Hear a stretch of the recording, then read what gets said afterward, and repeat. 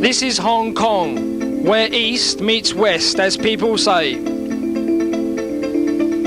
Apart from the high-rise buildings, there is another side to Hong Kong that evolves itself around the world of martial arts. This is called Dit Da medicine, literally meaning fall and hit medicine.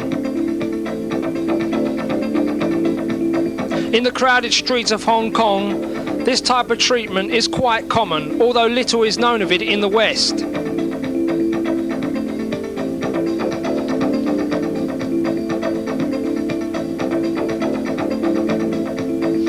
This is the Chou Gар Praying Mantis Kung Fu School in Hong Kong, where Grandmaster Yip Shui, head of the system, cures many people with the art of Dit Da medicine.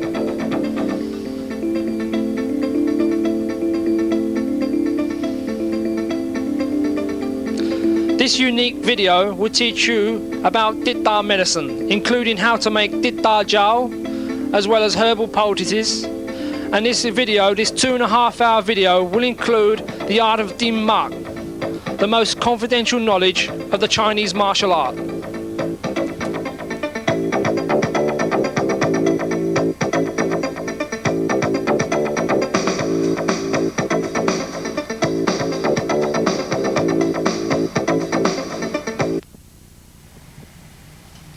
Hello, my name is Sifu Pol Withrod. I'd like to introduce you to this video that deals with 3 subject matters of the Chinese martial arts. The first part of this video, which I consider the most important, is about Dit Da medicine. The second part of this video is about Dim Ma or Dim Yu, which deals with point striking or pressure point striking. The third part are certain Chinese Kung Fu techniques that show the application of how certain points or pressure points are hit, plus energy techniques. But the first part of this video is a very important one in the Chinese martial arts. This is Dit Da medicine. Dit Da medicine is very important to the martial arts. There are 3 types of Chinese medicine, or Chinese. There is acupuncture, there is herbalism, and there is Dit Da. Acupuncture, as you probably might well know, deals with needles. The second one, herbalism, deals with certain herbs that cures coughs and colds, perhaps eczema. And the third one, Dit Da medicine, is related to the Chinese martial arts. In actual fact, a long time ago, it was most likely that the local Kung Fu master was also the local doctor. Dit Da medicine deals with certain subjects. It deals with, for instance, curing internal injury, bruises, sprains, fractures.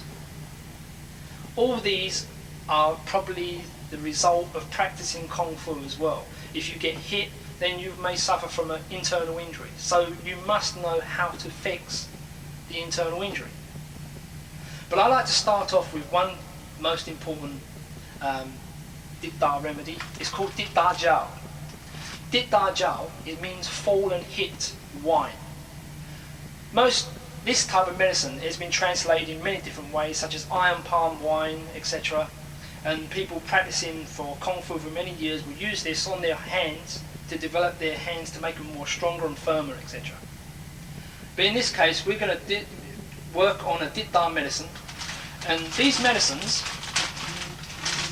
these herbs I should say, I bought in Hong Kong not so long ago. It constitutes of 23 to 24 different herbs.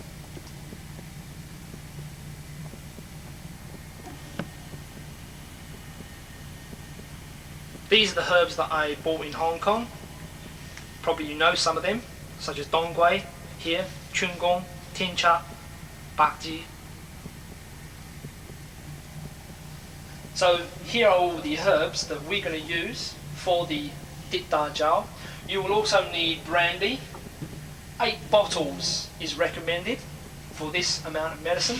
Plus obviously you need a large jar that you need to put the herbs in and fill it up with brandy. Now obviously at the end of your screen you're going to see the formula for this. but obviously you want to know how to properly make this dit da jiao. Now, another thing I must mention, every Kung Fu master thinks that his dit da jiao is the best. Now, this one is a very good dit da jiao. It's one that I recommend someone who's been practicing Chinese martial arts and done a lot of hitting, etc.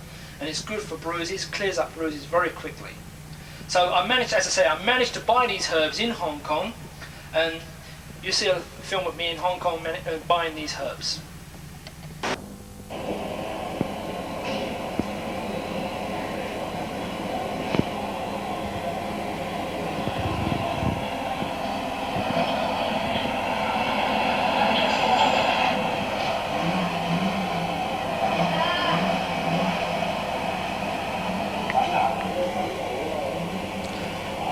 This is the herbal shop in Hong Kong where I bought all the herbs for the dit da jiao.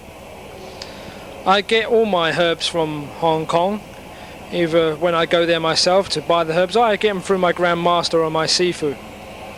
Usually they send them over to the UK. You can be sure though that if you go to Hong Kong and you buy the herbs, you can be sure of getting all the herbs that you need, whereas in the UK you may have some difficulty because the selection is not as vast.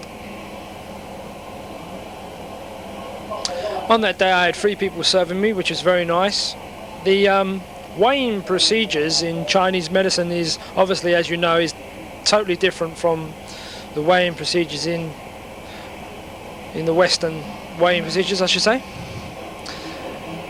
In the Chinese they go by katis or funds, whereas in the West we go by ounces. But we can still substitute that for ounces at the dit da jiao at the end of this dit da jiao program.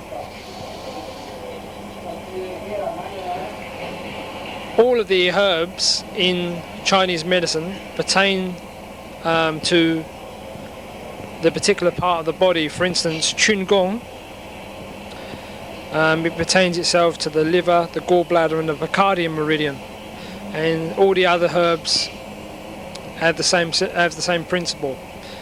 So it's based on the bodily concept, which makes it more easy to understand.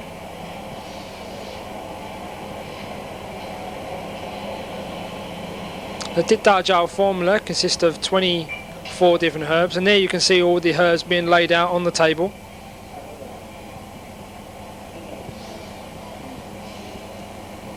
This is a very old traditional traditional herbal shop, unlike some of the modern herbal shops in Hong Kong today. It still retains its old traditional flavour.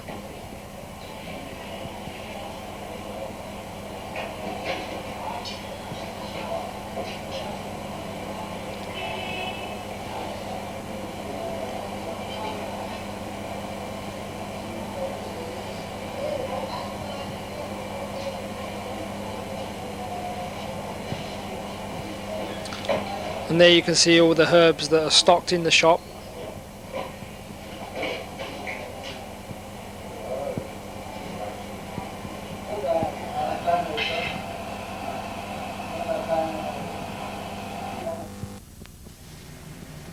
Okay, so you just saw me in Hong Kong buying these herbs. Now it's obviously you can buy these herbs elsewhere, and if you have a good Chinese herbal shop near your home or in one of your Chinatowns in the major cities, then you most likely can buy most of these herbs, probably all of them. As I say, you can be sure that if you're in Hong Kong, you can be sure of their freshness. So you've got that dit da jiao, the herbs, so let's go in the kitchen and see what goes on from there. Okay, so we're in the kitchen of the martial arts Kwan. First you need a wok, and we put some oil in the wok. Once that's in there, let it heat it up, heat the oil. Some martial arts styles say they boil the herbs first. In this case we're actually frying the herbs first. There is a certain amount of water in alcohol anyway, so you no need to boil the herbs. So we heat the oil up in the wok. The herbs are here, and obviously we have the 8 bottles of brandy ready to quickly put into the jar. Hopefully that jar will be big enough. If not, then I'll have to use a bigger jar. Okay, so we get hold of the herbs and we fry the herbs gradually. Break up the long ones as well, especially the bak ji, because it's quite tough. Slowly fry them.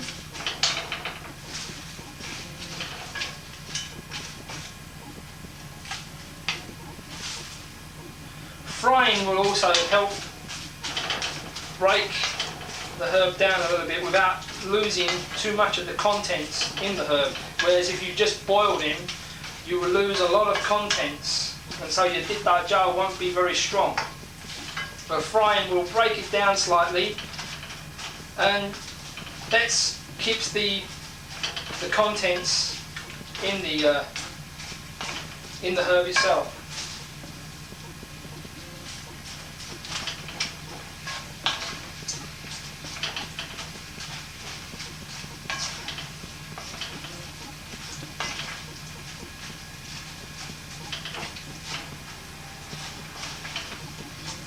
We fry the herbs for approximately 5 or 6 minutes. That's sufficient time. If you haven't got a wok, then you can use a frying pan. The thing is, with a wok, it all falls to the bottom.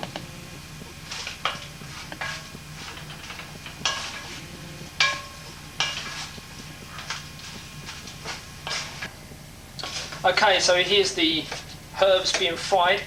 And you can tell how good this dit da jiao is going to be because it smells really good. When it's at this point, just add a little bit of salt there. And I'll explain what the salt does when we start putting the brandy in the jar.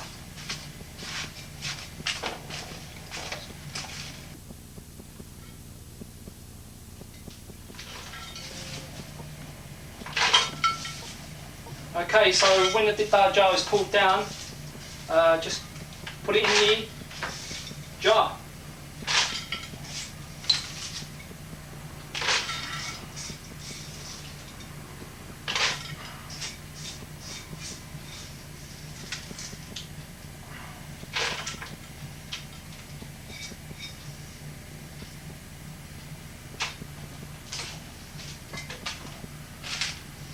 Okay. And here's the dit da jiao. The salt, by the way, it helps to cure hot and cold pain. Sometimes if you do a lot of heigong, sometimes you get hot spasms, sometimes cold spasms. This is complicated to explain, but the salt cures that. Okay, so here's the herbs in the jar. They're fried for at least 5 minutes. Then you get one of your 8 bottles of dit da wine, I should say, brandy, and slowly fill it up.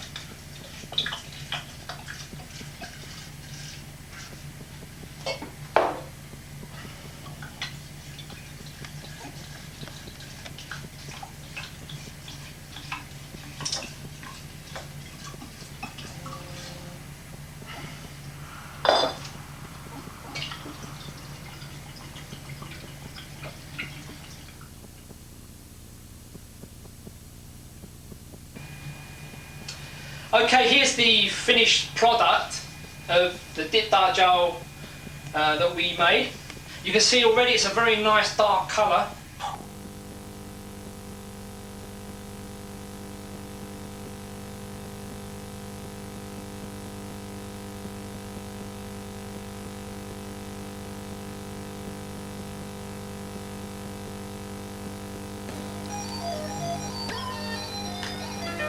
This is dongwei. Use the head. Chinese angelica root. Sweet and warm, nourishes the blood. 4 parts. Chun gong. Hemlock parsley. Pungent and warm, invigorates the circulation of blood and qi. Si mai. Golden eye grass. 2 parts. Strengthens the bones and sinew, reinforces the vital energy. Bark jerk. White peony, 3 parts. Sour, bitter, relieves pain and nourishes the blood. Gui Ji, cinnamon twigs, 2 parts. To reinforce the sub yi ma, or the vital chi energies. Sao Wu, 3 parts.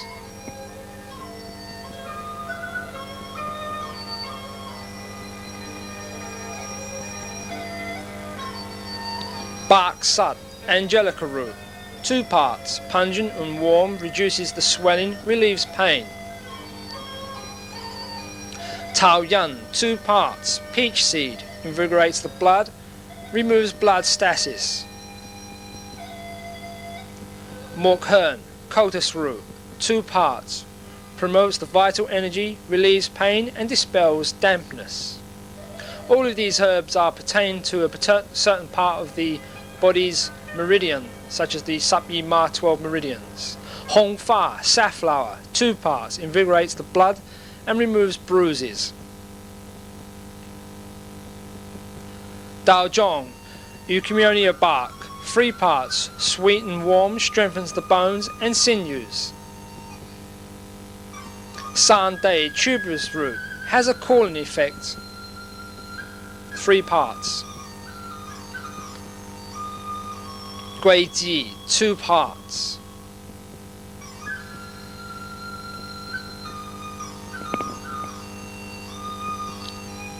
Tin Cha, 2 parts. Removes bruises and relieves pain. Wong Ting, 2 parts. This is known as skullcap root, 2 parts.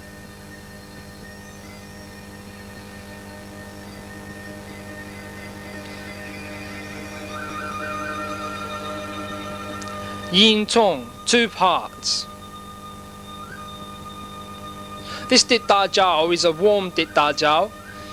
It helps the circulation of the blood. Set Wu, 2 parts.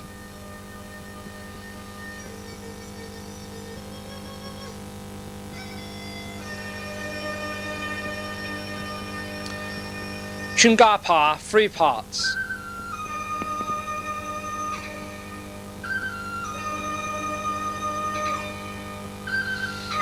Ba K, 3 parts.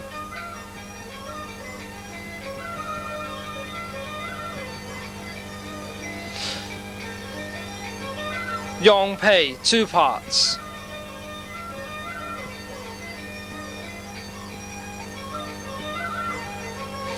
Zhao Ma Toi, 3 parts.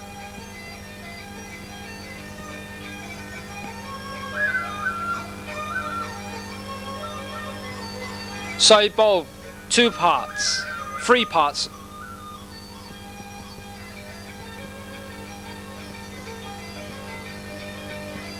And Du Wu, 2 parts.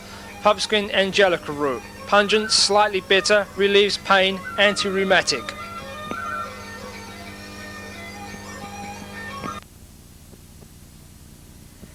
Okay, so you've seen the Dit Da Jiao formula that came up on your screen, and it wasn't uncommon for some of the Kung Fu masters to take one part of the formula to one shop and another part of the formula to another shop in order to protect the formula, their formula of the Dit Da Jiao. The next stage of this video is to come to this what we call Gao Sun. Now Gao Sun, we call Gao Sun, is a herbal poultice that we make for severe conditions of if you have a broken or fractured arm or leg or maybe an internal injury. So what you're going to see now is me helping Grandmaster Yip Shui in Hong Kong fixing a patient with Gao Sun medicine.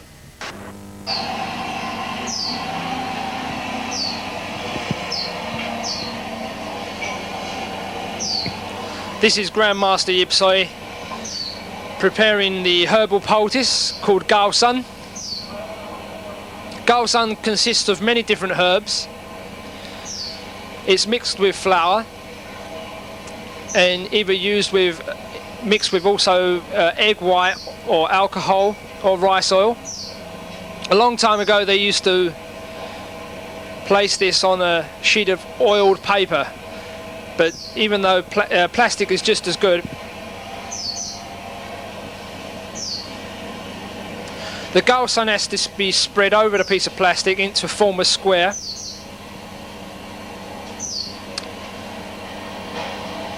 And then placed over with the cotton gauze, and that's going to be placed on the patient. So what you see Grandmaster doing is what you're going to learn how to make or how to prepare this medicine.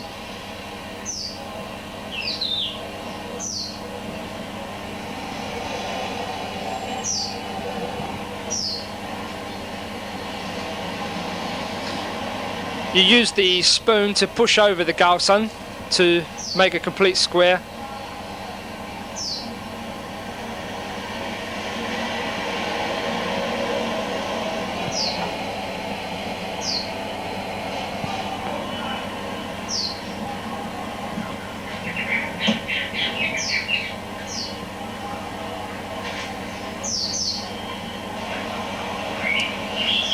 Okay, so you cut the cotton gauze.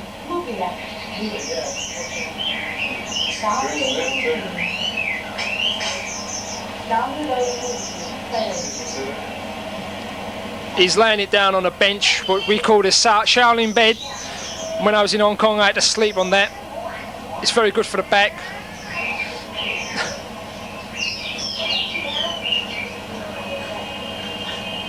Okay, so you fold the over, and then you place the, and then you cut round to make a complete square.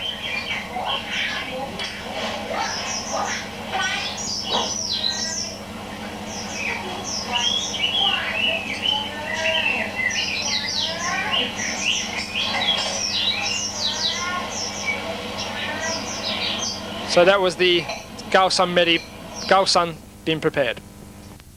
Okay, first how to make the gao sun. First we need a piece of plastic, roughly about 8 to 10 inches long one side and 6 to 8 inches down the other side. In the olden days they used to use oiled paper, but plastic is just as good. We also need a gauze to cover the medicine that's going to be laid on the plastic. We also need some gao sun, and I will speak about this, how you can order this gao sun later. You'll also need some plain flour.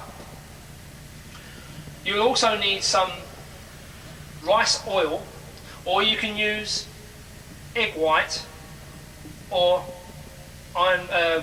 some suzhou or wine.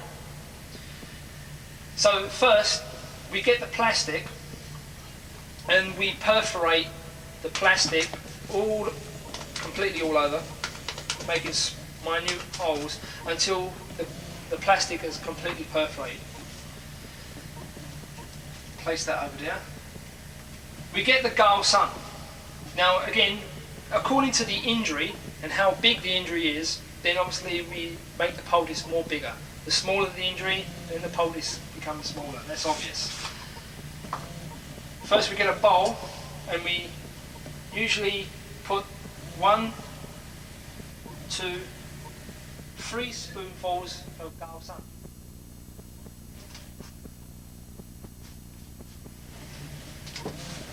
For the plain flour, again, we use 3 spoonfuls of gao sun. Then we get the rice oil and we pour this on top of the flour and the gao sun, and we mix.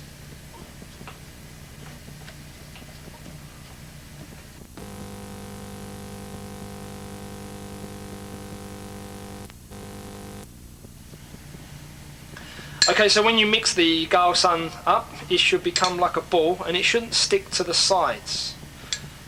Okay, so you get your piece of plastic here, you tape down all 4 corners with some sellotape, or if you have someone handy he can hold the edges, and you place the gao sun in the center of the plastic, and using the egg white, using the rice oil or the egg white, you can move the gao sun slowly over the piece of plastic.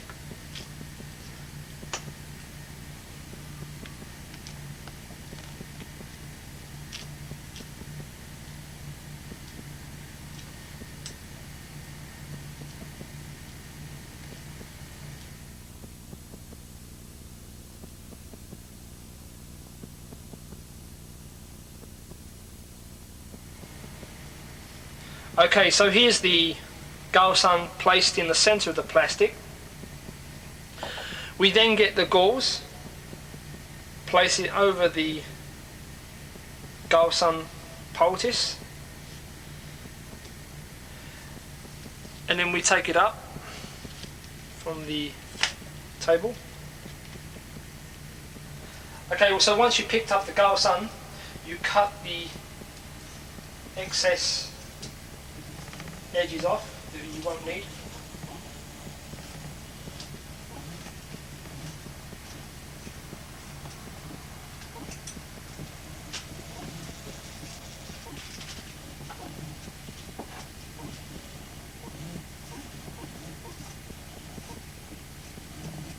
Okay, and here's the gaosan, and it's ready to be placed onto the patient. Okay, so now we're going to apply the gaosan, the poultice, to a person's shoulder which he's suffered from practicing Kung Fu recently. He's been like that for the last week. First we get the dit da jiao. We ought to understand also about pressure points as well, because we have to massage certain pressure point. There's a pressure point just here, which is to release the energy into the shoulder. Work your dit da jiao completely all over the back of the shoulder, which is where the pain is at the moment, and do this for at least 5 minutes. Keep massaging in, making sure that the dit da jiao goes thoroughly in.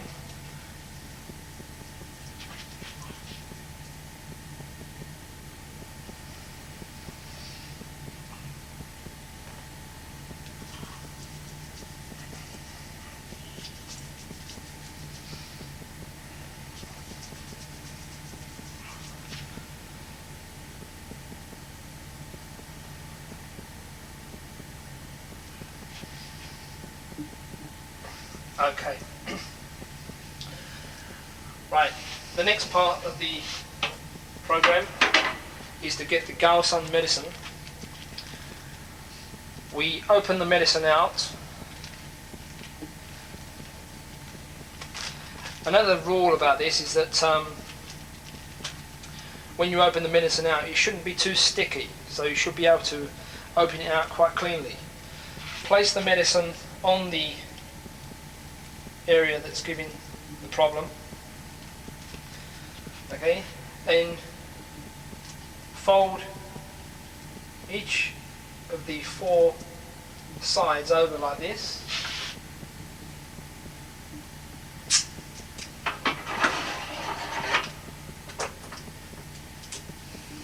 And get some tape and tape each of the 4 corners down.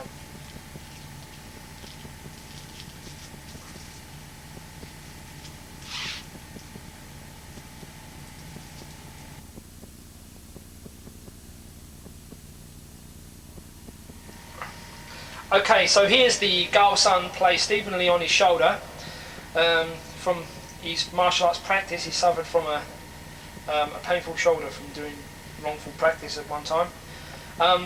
Keep the gaosan on for 24 hours, and while the gaosan poultice is on, you mustn't eat any kind of citrus fruit or taking in any vinegar, because that will counteract the effectiveness of the gaosan. So try to make sure you pay attention to that. You will not need to bandage up the gaosan when it's on the shoulder, because it will hold it steady. There are certain bandage methods of doing gaosan around the ribs and around other parts of the body's anatomy, but in this case, because I know that this is going to be held firmly, I will not need to use any bandages. Okay, so you see me place the gaosan poultice on an individual from a bad shoulder injury. Now, obviously, we fix in from the outside, but we also fix from the inside, and we need to take certain herbal remedies. This one we call sabhem. It's called sabhem, means 10 fragrances.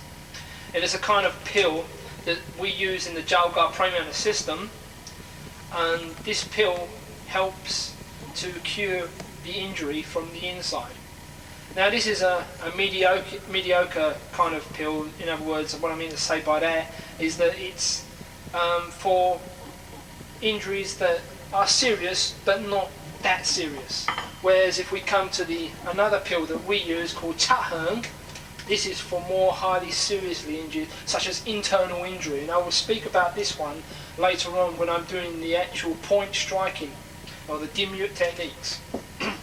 Now, when you've done the Gaosan medicine on the patient, you need to give 1 spoonful of these for each day. So in other words, each time he comes, he takes 1 spoonful, and this will help to recover from his injury from the inside. So we cure the person from the outside and also from the inside. Going back to the Gaosan, remember, keep it on for 24 hours and do not eat any kind of citrus fruit, including vinegar, etc. Because obviously, as I said earlier on, it has a counter effect against the Gaosan.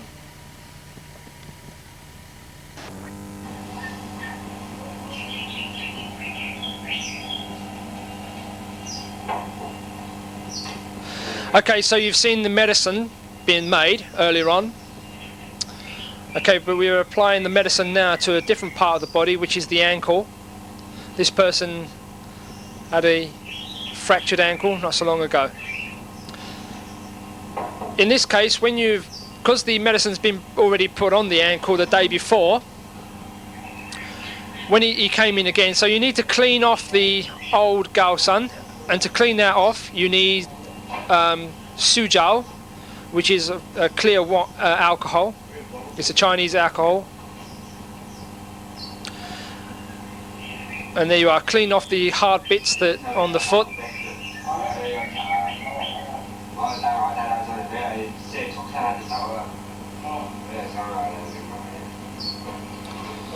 As you can see, the Gaosan has brought the bruise out on the ankle.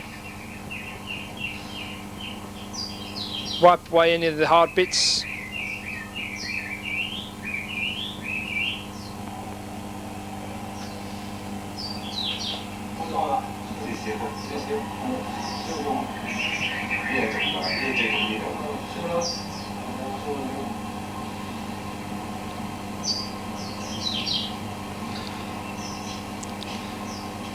Okay, so once you've cleaned off the old Gaosan, and then you get the dit da jiao that you made earlier, or you get the dit da jiao that you may have already, and you rub in the dit da jiao into the ankle for approximately 5 minutes.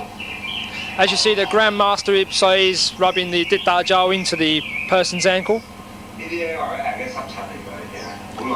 Use small circles to rub in while rubbing in the dit da jiao.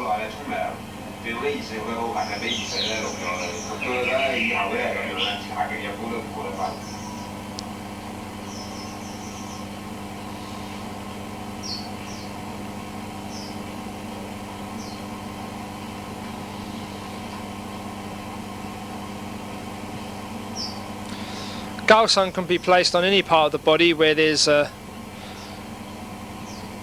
problem with the body's anatomy, such as the ankle, knee, shoulder, elbow, except of course the private parts.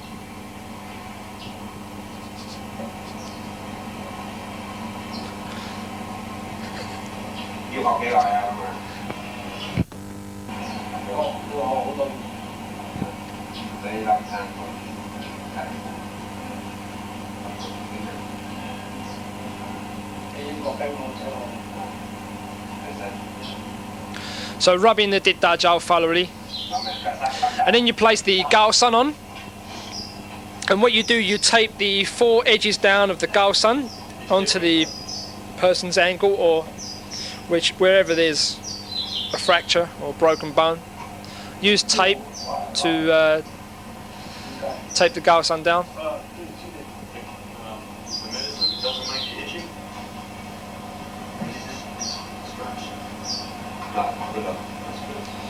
Sometimes the medicine can cause some itchiness if it's been on if you had the gaosan on for a few days.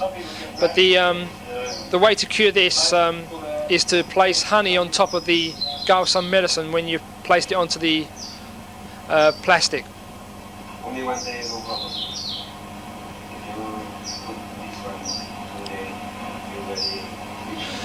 In this case, on the ankle, we're going to actually bandage the gaosan on because it's in an awkward place and where there's a lot of mobility because there's a lot of mobility on the foot. So we're going to bandage this round, or Grandmaster's going to bandage this round.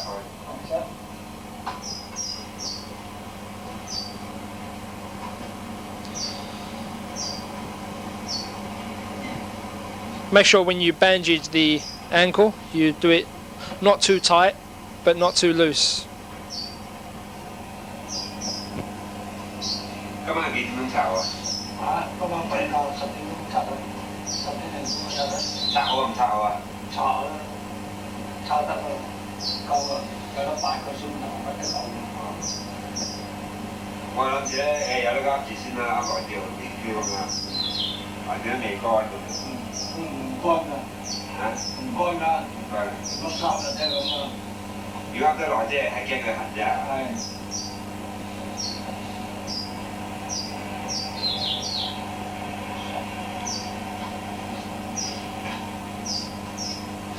Okay, so once you've bandaged around, then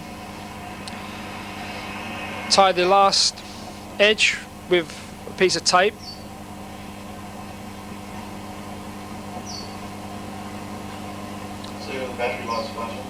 So this is how you, now you know how to make the gaosan and how to place it onto the person's body wherever there's an injury. And when doing the ankle, use a long piece of tape to put round the heel so the bandage doesn't come loose. These are the different bandages methods used in Dita.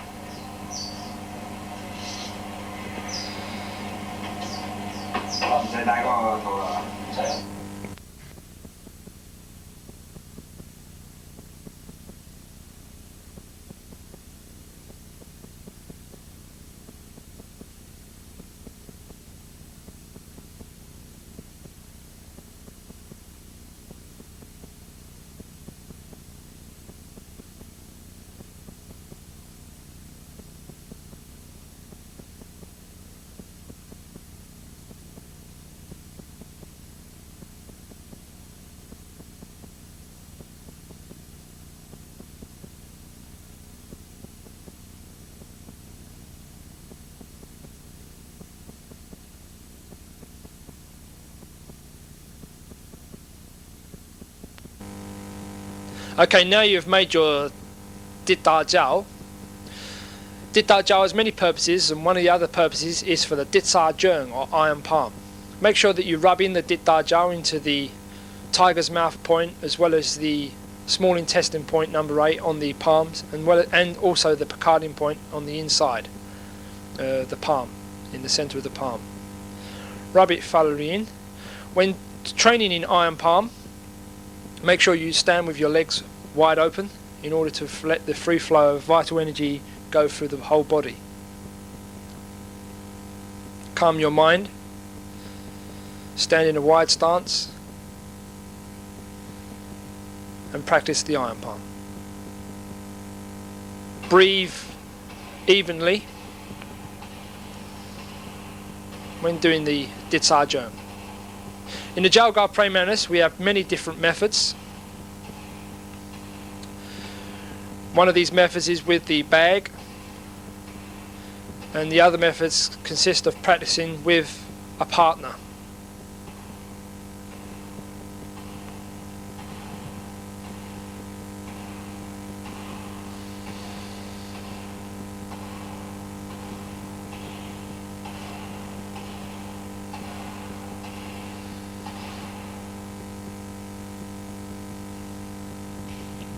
This is the method, practicing with a partner.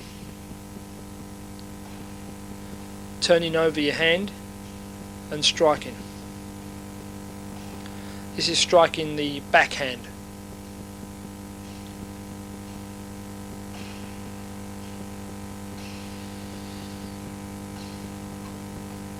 And this is me training with my Sifu Ip Chi Kюн in Hong Kong. This is called Tak Jung, again strengthening the backhand. And the single technique continuously. All these to develop the Dit Sa Jung or iron palm. Even though you're practicing Chinese martial arts, don't forget your basic training. This is conditioning exercises such as the building up your power and the strength. One exercise we have in the Manner system called Chai Zao to develop your Gonglik power, as well as the ultimate power called Geng Geng or Geng Tang Geng.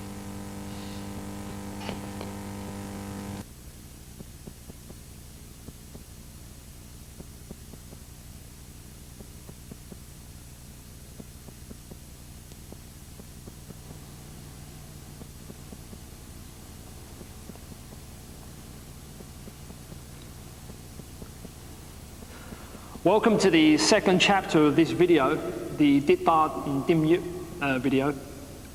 Now I'm going to introduce you to the pressure points of the body, namely the most confidential knowledge of the Chinese martial arts is the Dim Ma or the Dim Yip.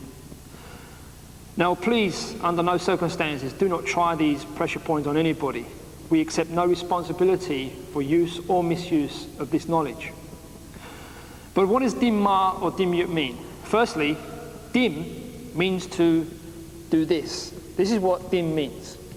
Whereas ma is the energy that runs throughout the sub-yi ma, the 12 energies that run throughout the body.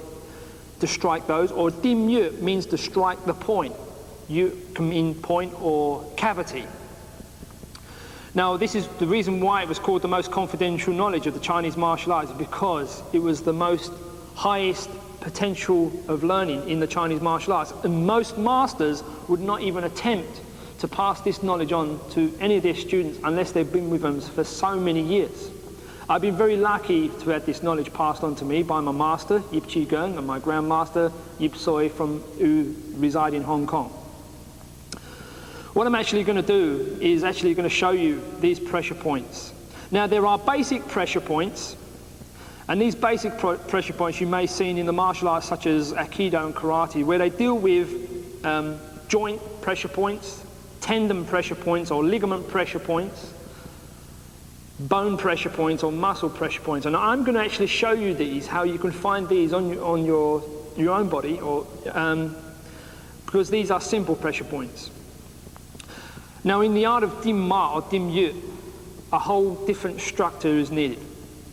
This deals with the blood and the chi energy, as well as the nerve, and also the lymph glands which exist in the neck, under the arm, in the center of the chest, and in the bladder, to strike these points. So it basically, well, most highly it deals with the blood and the chi, and we strike these to cause serious injury. Now if you know the correct time of the day of striking these points, they are absolutely lethal. Now, the reason why it's called the most confidential knowledge is because the Kung Fu masters felt that the student must reach a very high standard in order to have this knowledge passed on to them. Now, the pressure points, the body itself is living because of the soul that resides in our body, but the energy that runs through our blood and the chi down our arms or our legs, and this is why we are living. And it's the blood and the chi energy are the two most vital substances in our body that keeps our body very healthy. And the dim yip points exist completely all over the body, but mostly I'm going to introduce you to the sei yip points. Now sei means death points, and this is why in the Chinese martial arts it was regarded as the most highly and most confidential knowledge.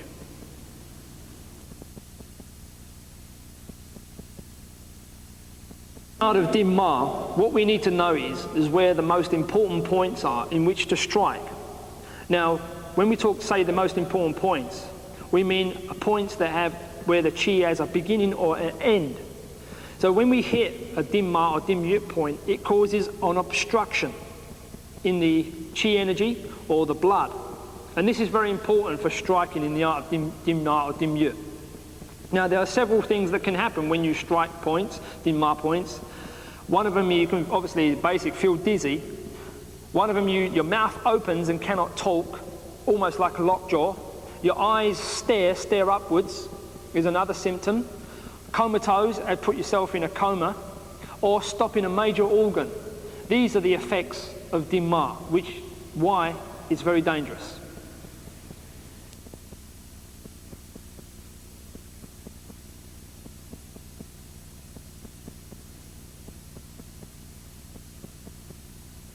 So now we come to the say yut points. Say means death or dead, yut is point. You must know the say yut points if you want your dim ma or dim yut striking to be very effective. In the Chou Gар praying mantis, we use over 250 different points of the body. And along with these same points, we use the most important points, which is the say yut points. And I'm going to show you a drawing that I put up for you where these say yut points are. So here's a drawing of the Samsuk say yut points.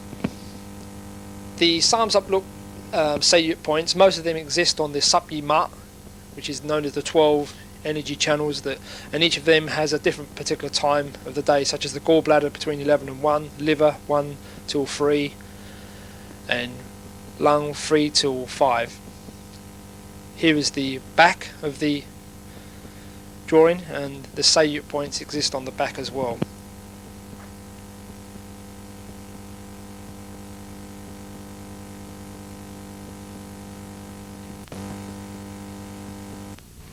So you've seen the drawing that I mapped out where the say yut points are. Again, there are known 36. There are the known 36 say yut points of the body, and the Chinese martial arts deal with these specifically. Now, you've got to know the correct time of the day, which to strike the say yut point, in order to be your dim ma to be most and highly effective. However, you can bypass the time of the day by understanding striking 2 or 3 points elsewhere. But the thing is, the time of the day was relevant in the Chinese martial arts in order to maybe kill or assassinate the person, which is not a nice thing to say.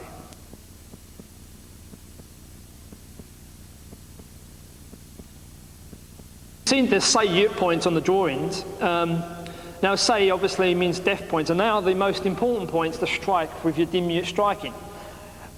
If you hit, namely a hong yut point, that it means empty point, and it will have little or no effect, unless obviously you use it in conjunction with another point, another hong yut point, then it becomes effective.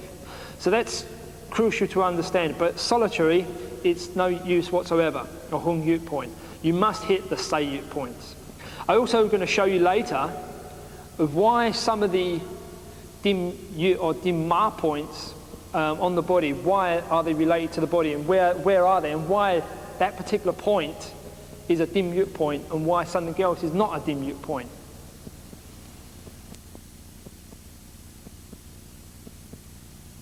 Yin yut. Yin means to recognize the dim yut or dim ma point. And this is crucial for dim ma striking, because you must know the correct angle and the direction in which to strike a particular pressure point or the dim ma point. If you don't know the correct direction or the angle and direction in which to strike it, it becomes less effective. You can still hit it, but it's not as effective if you knew the correct angle and direction, because then you would need less force. That's why in the art of dim ma, the correct angle and direction, you can just do this and the person can pass out. So important to understand the yin yut. And how you recognize the yin yut, to start off, you must have the basic of the Chinese Kung Fu. In other words, like as you're doing your forms, you're going through your form and you're aiming, even if you're not practicing against somebody, you're practicing in your mind, going through your mind the particular points that you're going for. And so it becomes natural that when you're in combat to strike that point at an instant's notice.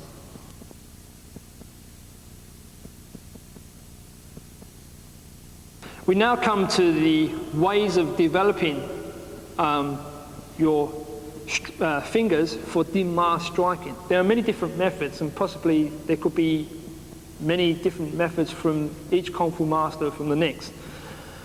But of the dim ma striking, the most important fingers are the jikji, which can be used like this, and the zhongji, which can be used known as the gimji. We can also use the jikji with the thumb and the longest finger holding the index finger like this. This is a very important dim ma striking. Now I want to mention something very, very important here, because in the Chou Gar praying mantis system, if you haven't seen the first form, it starts like this. You bring in your elbows, starting with the index finger, then the longest finger, and then you come down to the bottom. Now the reason why we start from 1, 2 is because of dim ma striking. So it's important that we strengthen these two fingers up.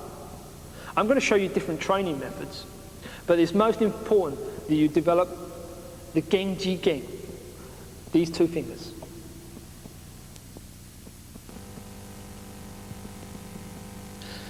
This is the method that was developed a long time ago to develop the two fingers known as the gimji. First you start off with 2 towels, lay down on a piece of wood. After about 2 to 3 months of this training,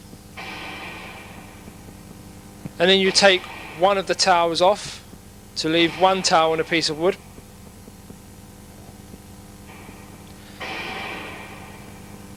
And then start again, controlling your breathing at the same time.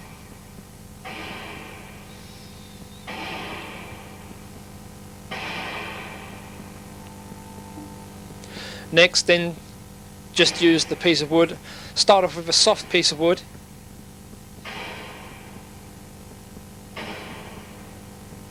Using the gimji, the 2 fingers of the index finger and the longest finger.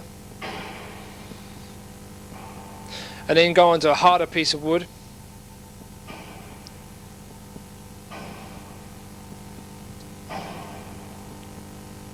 And then finally a stone. The idea was not to try to send the energy beyond the stone. That's the idea, that's the purpose behind it, to penetrate. The method you just saw was to develop these 2 fingers. There are another method which you can thrust your hands into sand.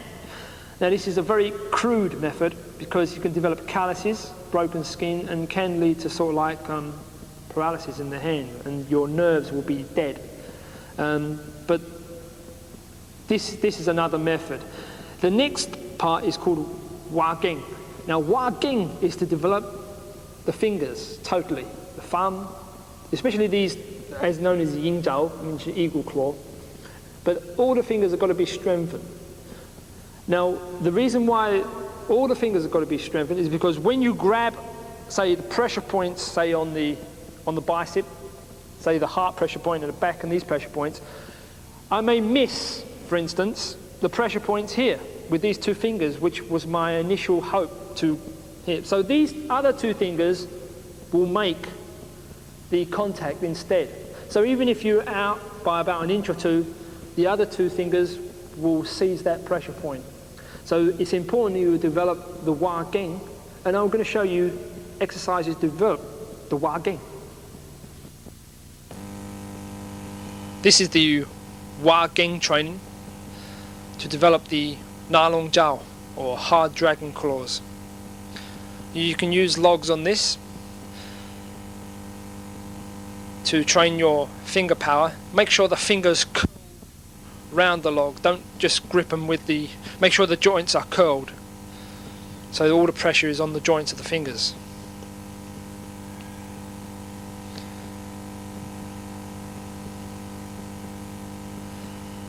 There's many different types of methods of training this, and here is the circle method.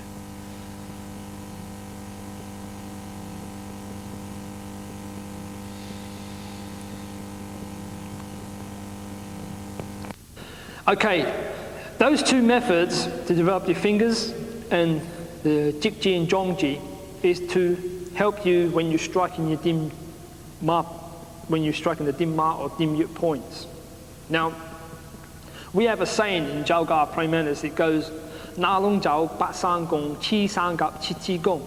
Na Long Jiao is the hard dragon claws.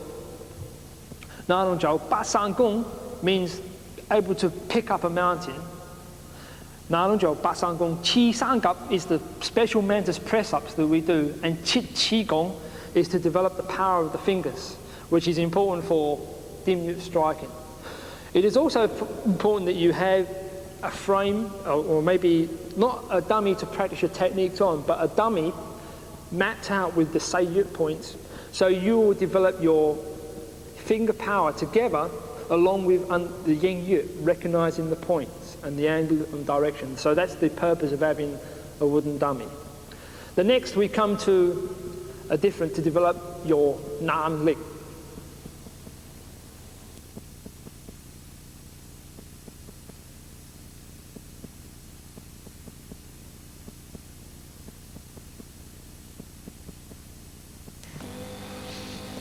This is into the lotus position. The idea was to face east in the morning and circulate the vital air to channel it upwards into the eyes.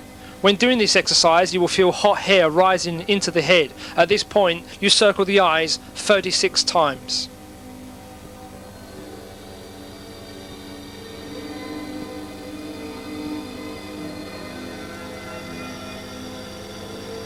Training was to develop your eyesight in order to have good eyesight, so when you become in fighting, your eyesight is very good, very sharp, and so you can take out a point straight away, having clear eyesight and going straight towards it, the pressure point or dimyu point. The next part is called Hoi Ging. Now Hoi Ging is a power that you must develop. The nearest I can explain in this in terms of English is, I'll give you an example for instance, is that if you lift up 200 pounds, say, or 100 pounds or whatever, you may do this and strain. But to develop the Hoi Ging power, it's totally the opposite way around. You lift up that same amount, but without showing any strain whatsoever on the body. So you can say that if you lift up something like this, you will see the muscles bulging and the blood pumping, and it may look to someone who's looking at it very strong. Yet someone else may lift up that same weight, lift it up, and it looks so relaxed, and it doesn't seem that he's putting any effort. This is because it's superior. So even in self-defense, it's very crucial that when we practice in the martial arts, when we lift up something, we lift it up, in our minds try to say to ourselves, we must be relaxed. Even if we're lifting up something very heavy, I must relax your mind, because relaxation is to do with the mind. It's nothing to do with the muscle or the bones. It's to do with here, the mind. So relax your mind, relax your body with your mind, and lift up that same weight, and practicing this every day. What it enables you to achieve is that when you're in contact, you will be very strong, and yet you will be very relaxed. And this is opposite the way people see it. This is why in the West we have a different conception. We see bulging muscles and naturally think that's strength. But sometimes we must look at the other side as well. Better to be strong and yet so relaxed. Training the Hoi Ging power, it's very important that you try to relax the body and the mind and show no strain whatsoever. If you show any strain when lifting up something that's heavy, then obviously you're doing it wrong. It has a lot to do with the mind. As you see, the method in the picture is wrong.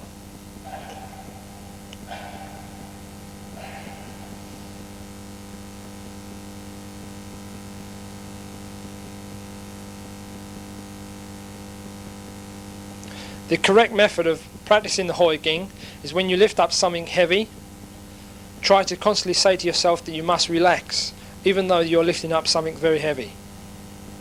With this constant practice, you will be strong even though your body is still at a relaxed state of mind.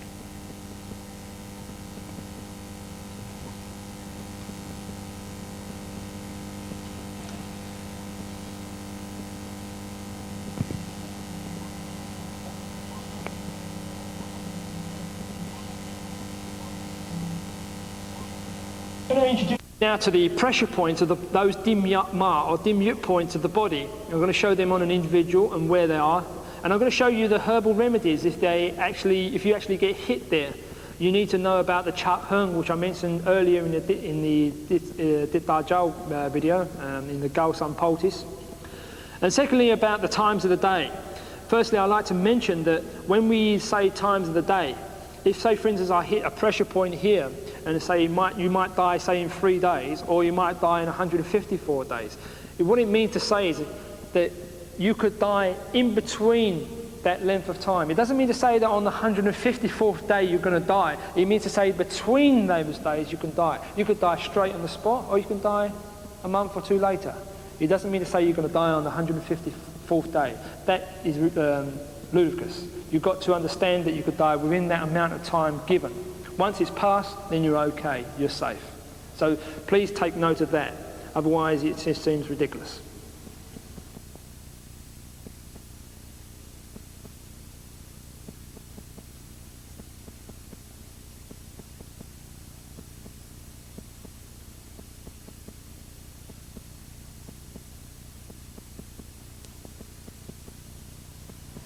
Okay, just before the dim ma, where I show the dim ma points are on an individual and explain different applications of dim ma as well as showing the points, what happens, etc.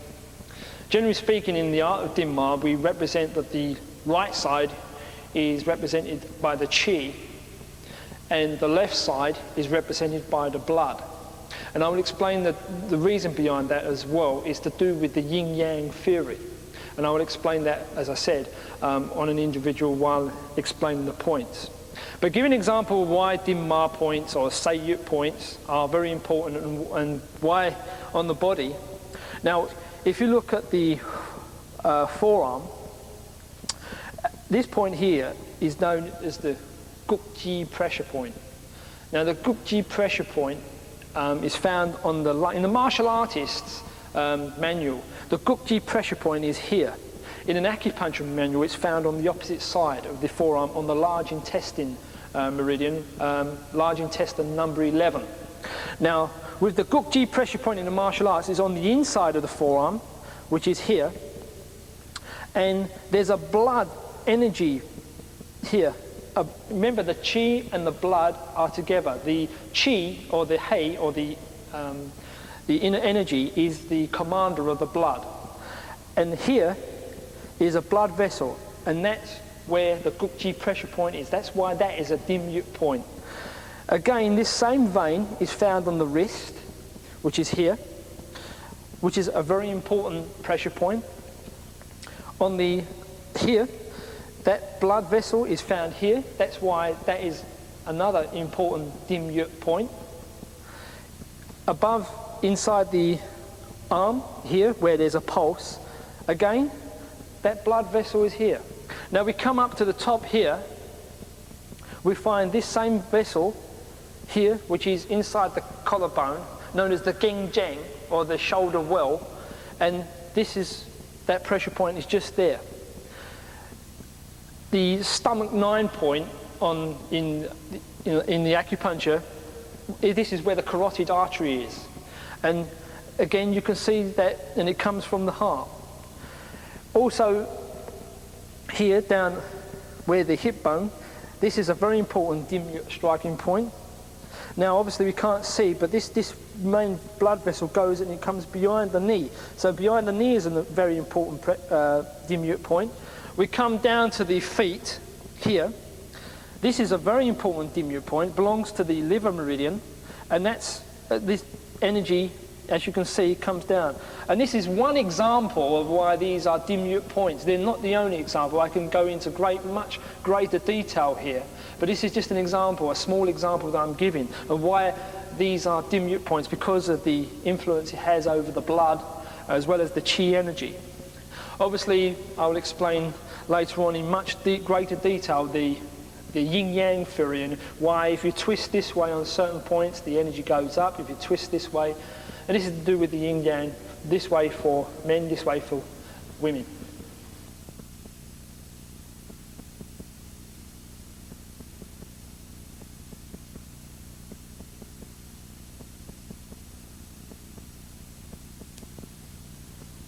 Okay, before I go into the art of dim yue and dim ma, pressure points, I want to explain to you why a basic pressure point sense, such as doing with the joints and the muscles and the bones and the tendons, etc. Because these are basic pressure points, although relatively speaking, they have nothing to do with the art of dim yue or dim ma. But obviously, I like to explain to you why are they pressure points. Now, if you look at this dimensional figure of the man, you will see that a pressure point is where, for instance, the edge of the muscle is. So if I see the edge of the muscle here on the chest, if I hit that, which is here, then that's going to be a very painful point. So that's why it becomes a pressure point. Now, the same goes for this muscle here. Wherever there's a joining or the edge of the muscle, that becomes a pressure point. And this is how you can understand. So if you can get your own anatomy books and then find out where these pressure points are yourself. You don't need to know anything about internal energy or chi or the pressure points of meridians, etc. If you just want to stick to pressure points like this. Obviously, dim ma is a totally different subject, as I explained. Now, again, is an edge of the muscle, and as we're coming down here, the edge of the muscle again, that also becomes a pressure point. Edge of the muscle here on the outside of the leg, that is also can be a pressure point. So really you have large areas here, and also on the back of the man, if you have a look on the back of a calf, for instance, the muscle comes down in two, and the center of that is a pressure point. Same goes with the face. If you look around the eye, there's the muscle that comes around the eye, and the edge of the eye, again, is a pressure point. And that's without knowing anything about being taught about the energy or the times of the day. As I said, it has a totally different, dim ma is totally different entirely. So here's an example of why some pressure points are pressure points. For instance, on the ribs, again, you have the edge of the muscle here, the edge of the muscle here, edge of the muscles up here. So this is why an example of how you can find your own pressure points.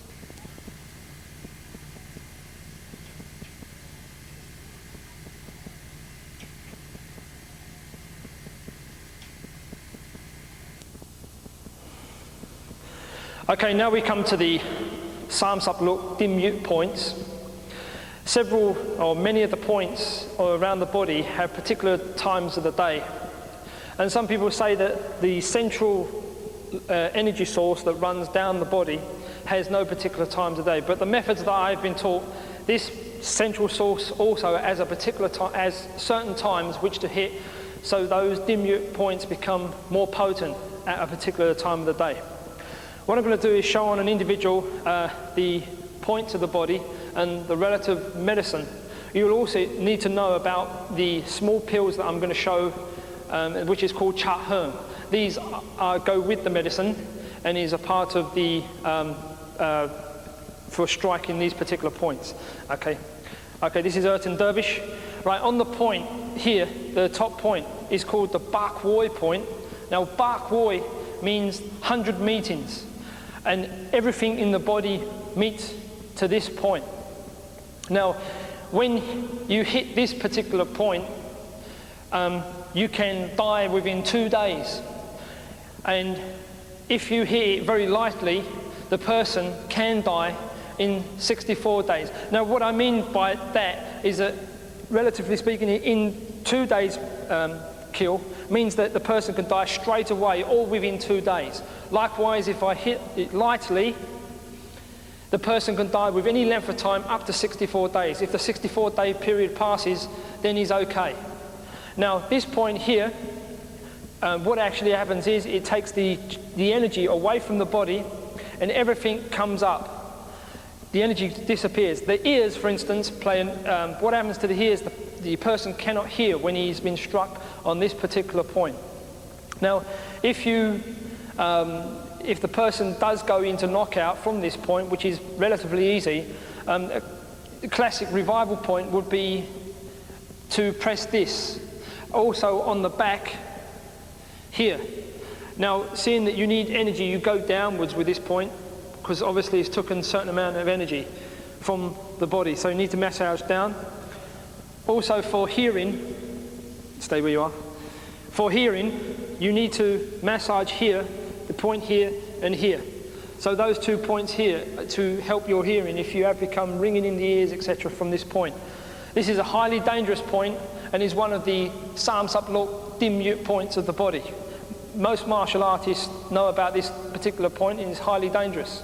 In acupuncture, for instance, this point is slightly back, but the martial artists, we use it, this point is called the Bak Woi point and is directly on the point that has been grown over when you are a baby. So this point is very and highly dangerous, and I'm going to show the medicine for that relative point for curing.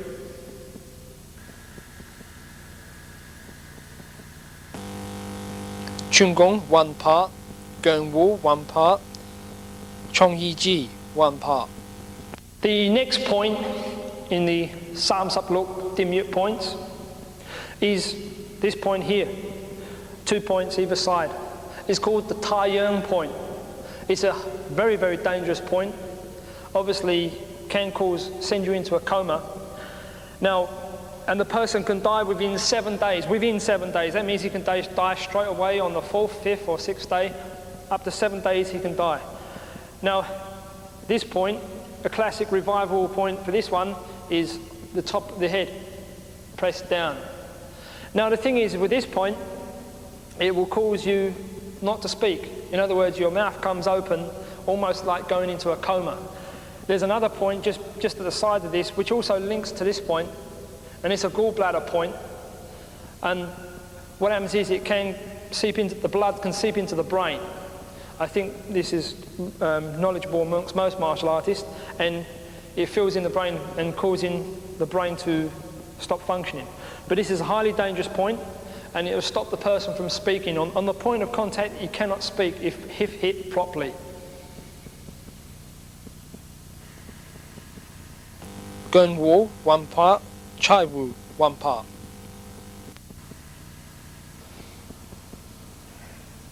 The next point is behind the ear. This point is very, very dangerous.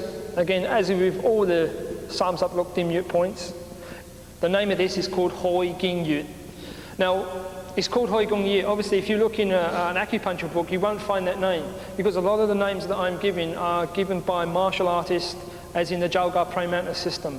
So obviously, there will be different names in acupuncture book. But I can tell you this one is triple warmer 17 in acupuncture.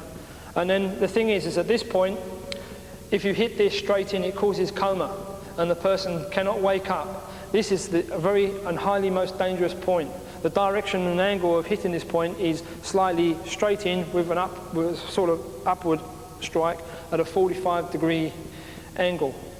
The revival point for this one, if you didn't hit it too hard, obviously, it would be the classic one for coma, which is this one here, on top of the head, and the dantin point, which is obviously most people know about the dantin, and slightly lower than the dantin. But as I say, revival points are not they don't absolutely work all the time. You need to know the herbal medicine. And so these points here behind the ear are highly dangerous. Also, I'd like to mention about the dim yut points and dim mat points is that one side of the body, the right side represents the chi or the hei, and the left side represents the hut or the blood. And this is yin, this is yang.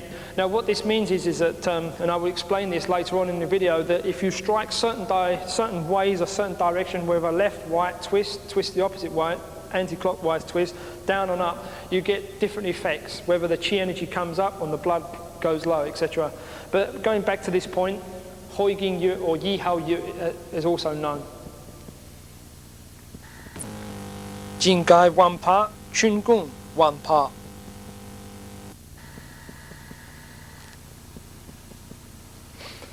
The next point is here.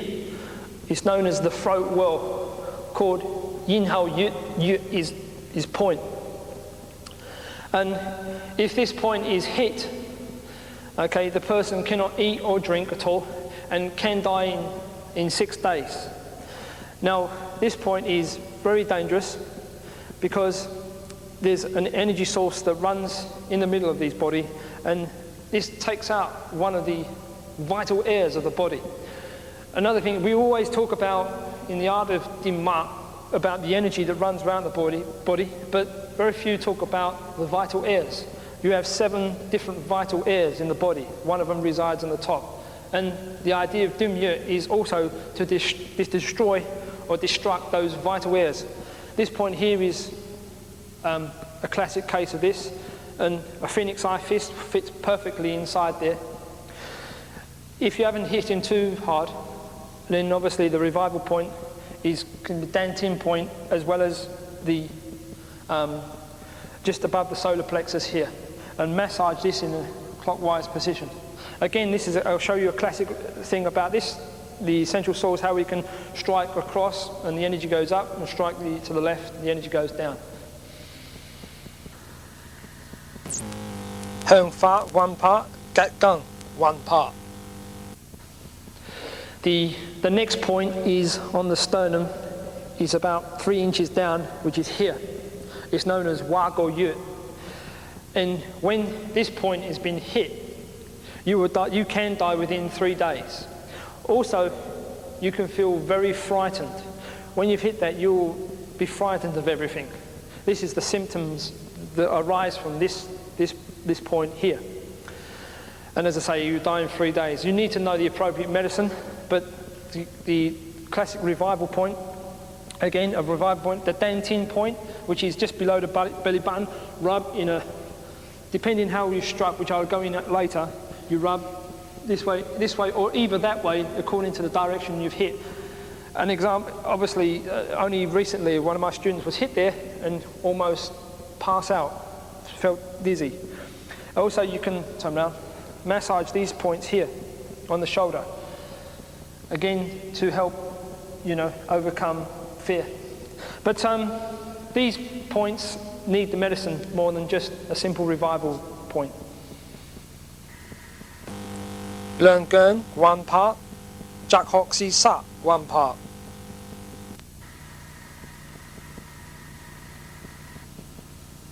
The next point is on the solar plexus point. Has many names. One is Tatyik, and also the other is Kauma Yut. Yut is for point. If this point is hit, you can die within 3 days, but also you cannot eat. You feel dizzy is a symptom, and secondly, you can bleed internally and it will come out through the mouth. These points, again, is very highly dangerous. Revival points, simple revival points, are on the arm. Press here, this point here, and this point here. On the lung 5 and 6 is also can be a revival point to stop the blood coming out from the mouth. Or you can also tie a piece of string around the arm while you're doing this. But the most important thing is to revive him is, again, back to this point or here. And the 2 points at the back, these are wake-up points, these 2 at the back, gallbladder 20 in acupuncture.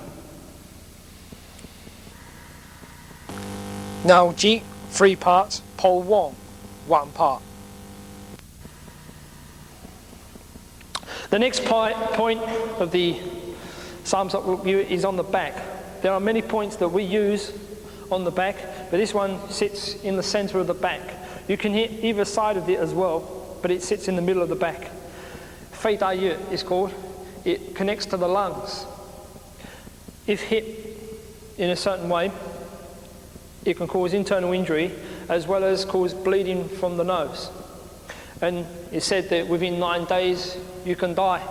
And remember, when I say in 9 days, it means you can die on the 1st day, 2nd, 3rd, or 8th or 9th. Revival point, this one is very good, this one here, for this.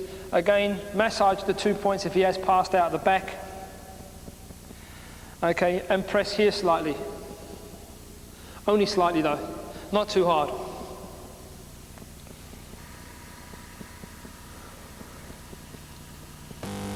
Som Bak, 1 part, Bak Bowl, 1 part.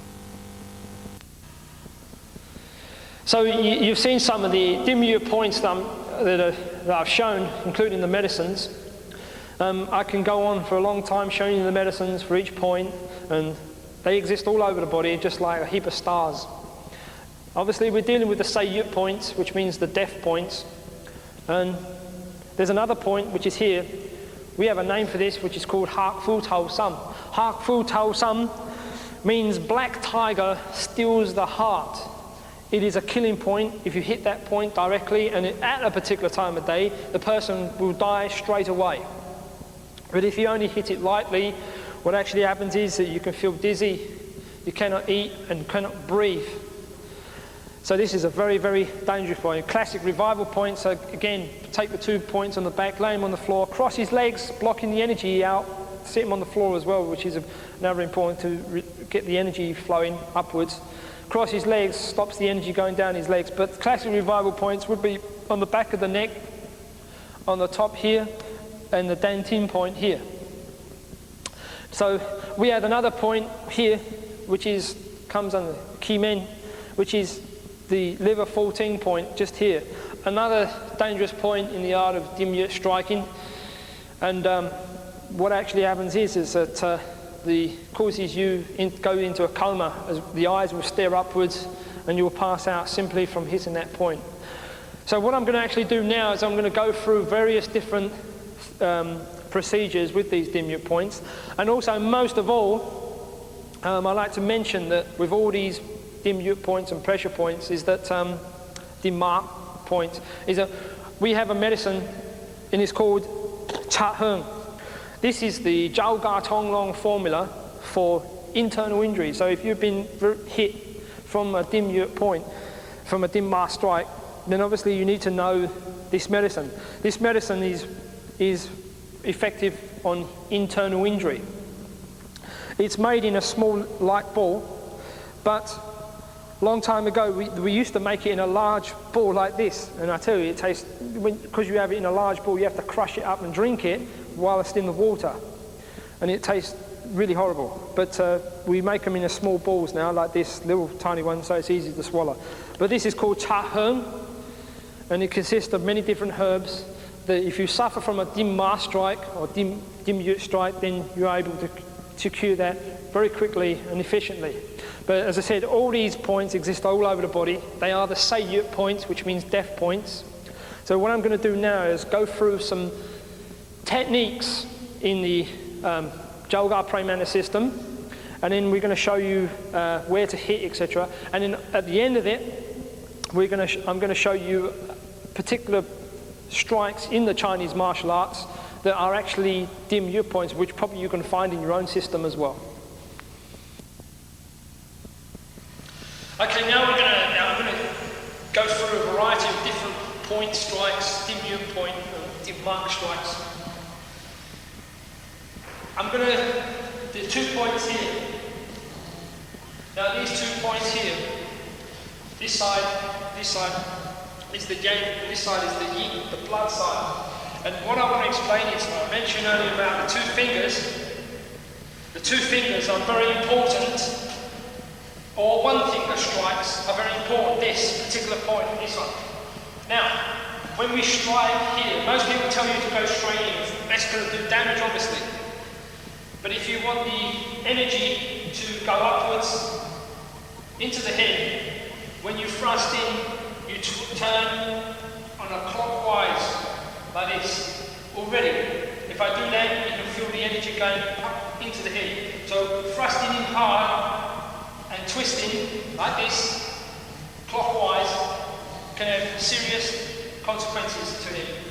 Now on this side, we're doing exactly the same thing but the opposite direction, because we're sending the energy up. If I do it the other way, do it this way, the energy, it still goes up, but we get an uncomfortable feeling going down. So when you strike with 2 fingers in a twist, or whichever way you want the energy to go, this is the beauty of dim ma. This is why one side is represented by the blood, and one side is represented by the hei, or the qi. And this is a yin-yang theory. It actually takes down many points of the body that I can show that if struck this way, that way, up, down, twist, left or right. This is why we have a technique in Chou Gar Pramana called Hut Sa Jern. Hut Sa Jern is this technique, and it means to actually point of contact twist. So let's get this point here. Firstly, we take the two wrist points here, and when we grab, I'm going to pull this towards my hip. I hold it loosely, and when I pull, it really gets on those two pressure points. There's a lung pressure point and heart pressure points on this side. On this side, heart, this side. Draining the energy away from him. Stamp on the stomach pressure point on the leg here. Taking the energy away from his body.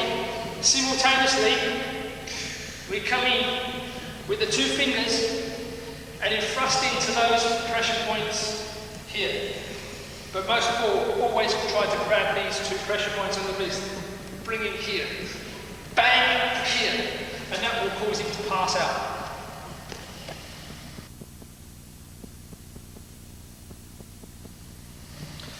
Okay, so when you've done a lot of finger training, you can use these two fingers in order to penetrate the points that you need for hitting. You must penetrate a distance of roughly about 3 inches to have the most effect on dim or dim mak points. Mak is the energy. Dim mak, by the way, dim mak does not mean death touch. Dim means to do this, or press, or touch maybe. Mak is the energy. Yu is the point. Again, grabbing the two wrist points, I'm coming here and trip the hoiking yu is behind the ear. Grab the two wrist points here, and with the Phoenix Eye Fist, using the Phoenix Eye Fist, which is really a quick version of these two fingers, you will take the hoiking yu point now, this point, behind the ear, turn around. Okay, we turn around, grabbing these points, and strike. Once you've done that, you come back up, down tree, and strike inside the arm.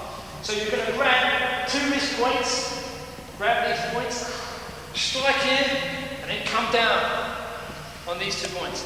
So it's a classic case of a dim yu strike.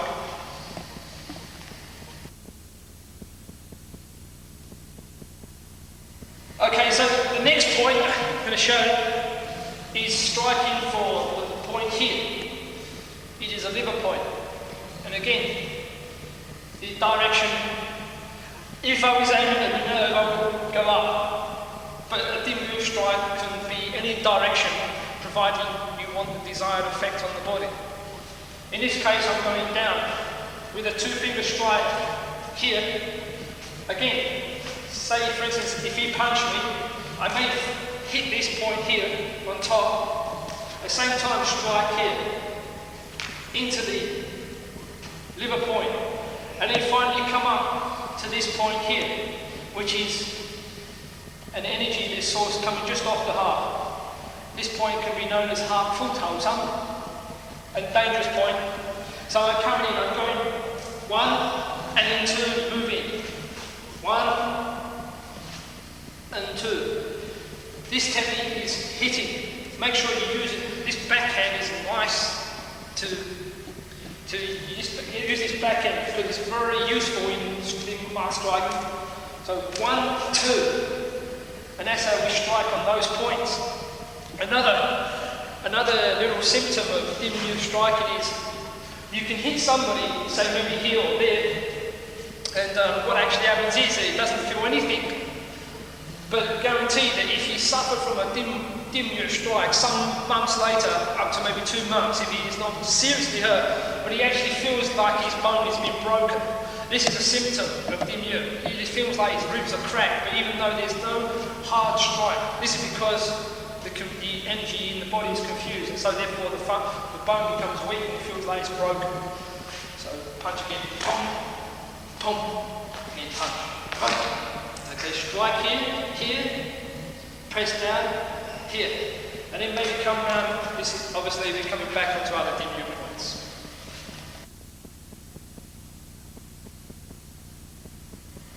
We have a technique in Chou Gар Premanis martial art. It comes like this, and then strike. This technique is called sai sao. Usually on a basic stage, we always tell the deflect here. But in actual fact, here is a hard point here. If hit properly, you can cause the heart to stop. But we're aiming at a 2-point strike here, 3-point strike, sorry. What I'm actually going to do is just here. Now, if he punches like this way, that's fine. Then we just change the angle of our fist like this to fit. If he's punched this way, then obviously we don't need to do that. But what we're going to do is use the wrist and the most energy to transfer the energy into the body. The wrist has to turn like this. It comes down with the waist. So we're actually going to catch on there. Simultaneously, we're going to catch the point here, this pressure point here, the lung point. So we're going to, if he turns his hand over, you can slide like this. So you're going to come in, strike, and then under here, under this point here, just under the armpit, there's a hard point. It's so dangerous that if you strike this, the person can die within 6 months. It's a 6-month strike, point strike. After 6 months, you may be safe. But between the time from the strike until 6 months, you can die. Now, so when you strike this point, you come in, I'm going to hit this point, strike, and then I'm going to come under using the kimchi or the jikji, jongji to come under, lowering my centre of gravity as I strike, like this. Obviously, you can't do that strike because it's so dangerous. 1, 2. But even touching this causes severe pain. The reason why we're holding this one out to numb the arm, we're killing the energy. We can send the energy too much on, or not enough, or going back the opposite way.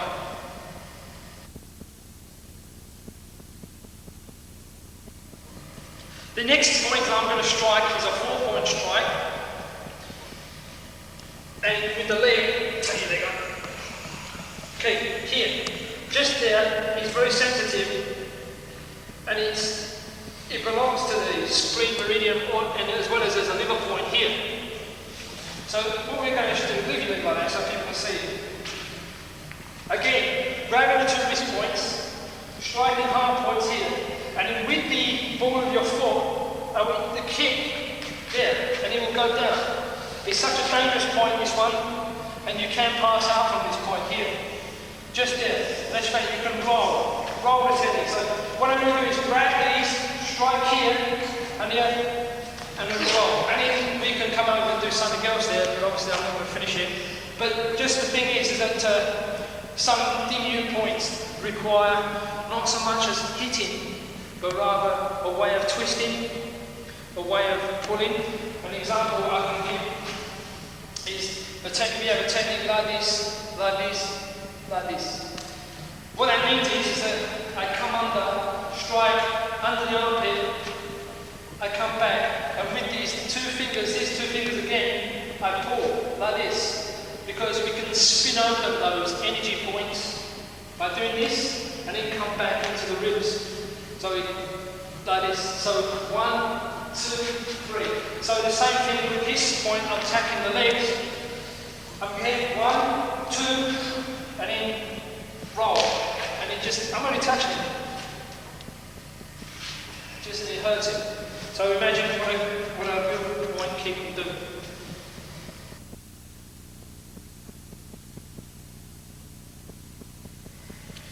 The next dim-mat point to strike, we're going to use 6 different points on this particular movement. And we're going to attack the point on the back called Sekwat Yin. It's 7 ribs down approximately, and it pertains itself to the liver as well as the gallbladder. If you strike this point, it injures the energy of the liver, the yin. And what happens is you can spit blood and gall, and you can die within 10 months. Obviously, we need a technique to get to that point. An example could be that if he throws a punch, we grab. When I'm grabbing the pressure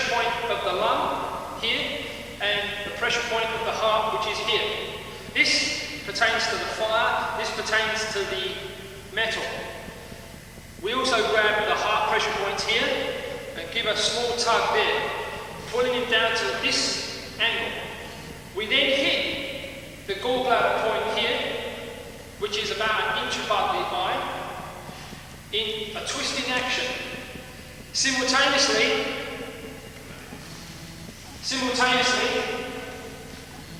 we strike this point, which is in line with the liver. If you know where the liver is, it's just here on the right side of the body. And we simultaneously pull him here and then strike him at the same time. And this will cause an instant knockout if done with the correct angle and direction. You've got to twist a wee bit or flow the energy going upwards.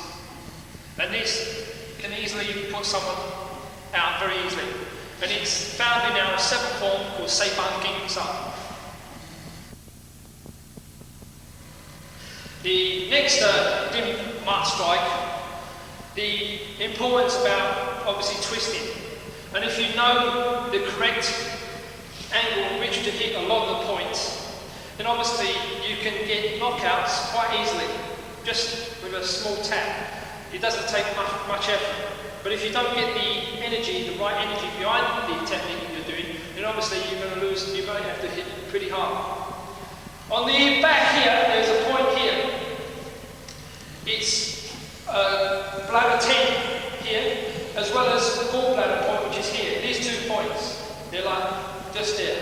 And when you hit this point, what actually happens is you twist on impact, and you can easily get it. It's very effective for a woman who wants to train self-defense, because this is what she actually should train herself to do. I can stimulate these points by actually hitting something first, maybe hitting something coming down. But what this point does, you hit this point, and the whole body goes numb, especially on the opposite side, this side. If I hit here, this side goes numb. It's a simple technique. And all you need to do, again, I don't like to knock people out, it's not very nice and you can suffer. And also, it's very important to know about Qigong, the herb, namely Qigong, which is on the list. And this cures head pains. If you ever suffer from a knockout and you're still suffering from head pains, Qigong is the one that cures this. So for instance, you may seize the hands, stimulate him here, then come here. And it's so easy, this technique, that just the tap. And you can sit down again. Just a tap, and he passes out. Again, this side has gone numb. Okay. The next dim mark strike is against the heart point here, this one here. We have a center point here, and known as Neiguan.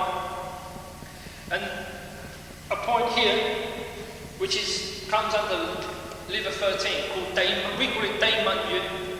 Okay? And it's a very dangerous point.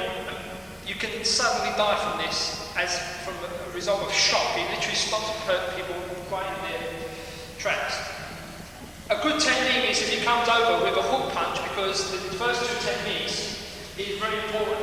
We come here and strike him here, give him a twist. Now this is very important what we're doing here. We actually twist it like this. At the same time, simultaneously, I'm hitting here. I then come in with the edge of the palm to press downwards. Simultaneously, the Tai Yun point, which is here, simultaneously, I hit. And it'll take the energy out completely, and as I say, it can cause a sudden shock to your system. Strike, and then come in.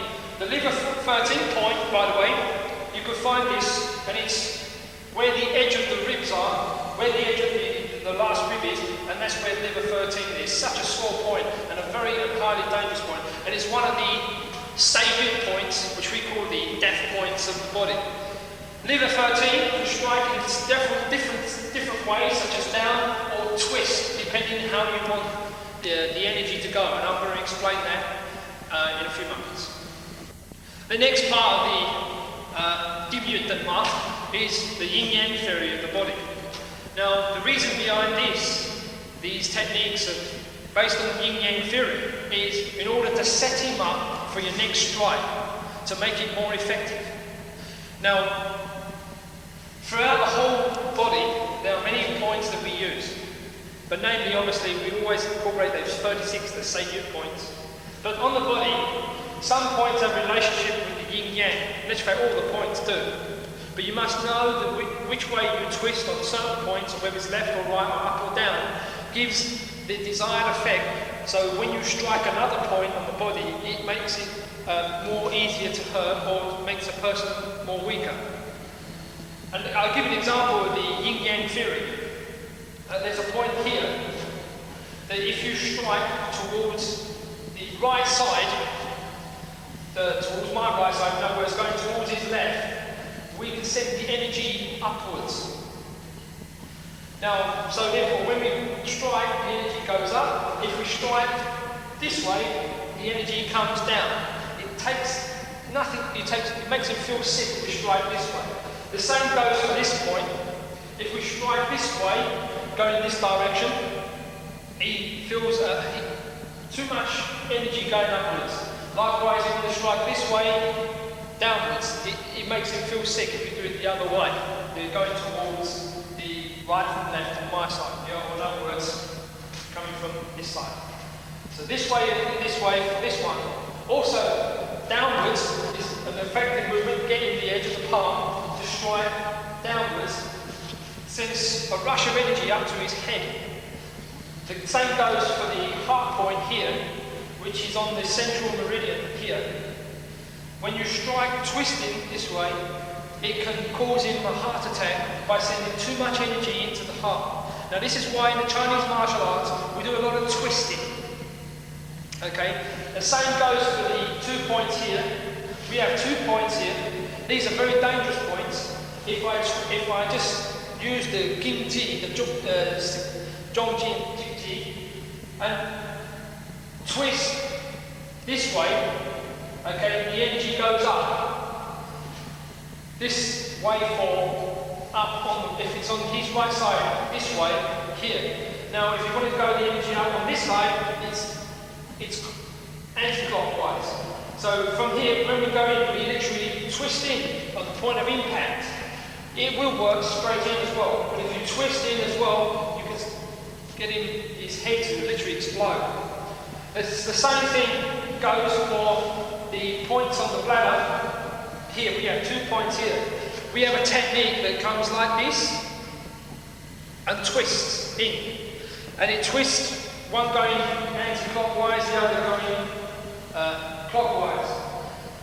If I come in, I usually would stimulate his body first by hitting the 2 points here.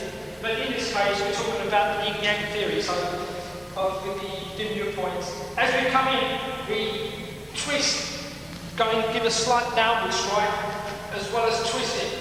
And the energy which literally go into his bladder, literally it will take the energy. What it actually do is stop him from going to the toilet, and he can die from this type of strike. Simply because these 2 points here are very and highly dangerous, and they now belong to the Seiyut points.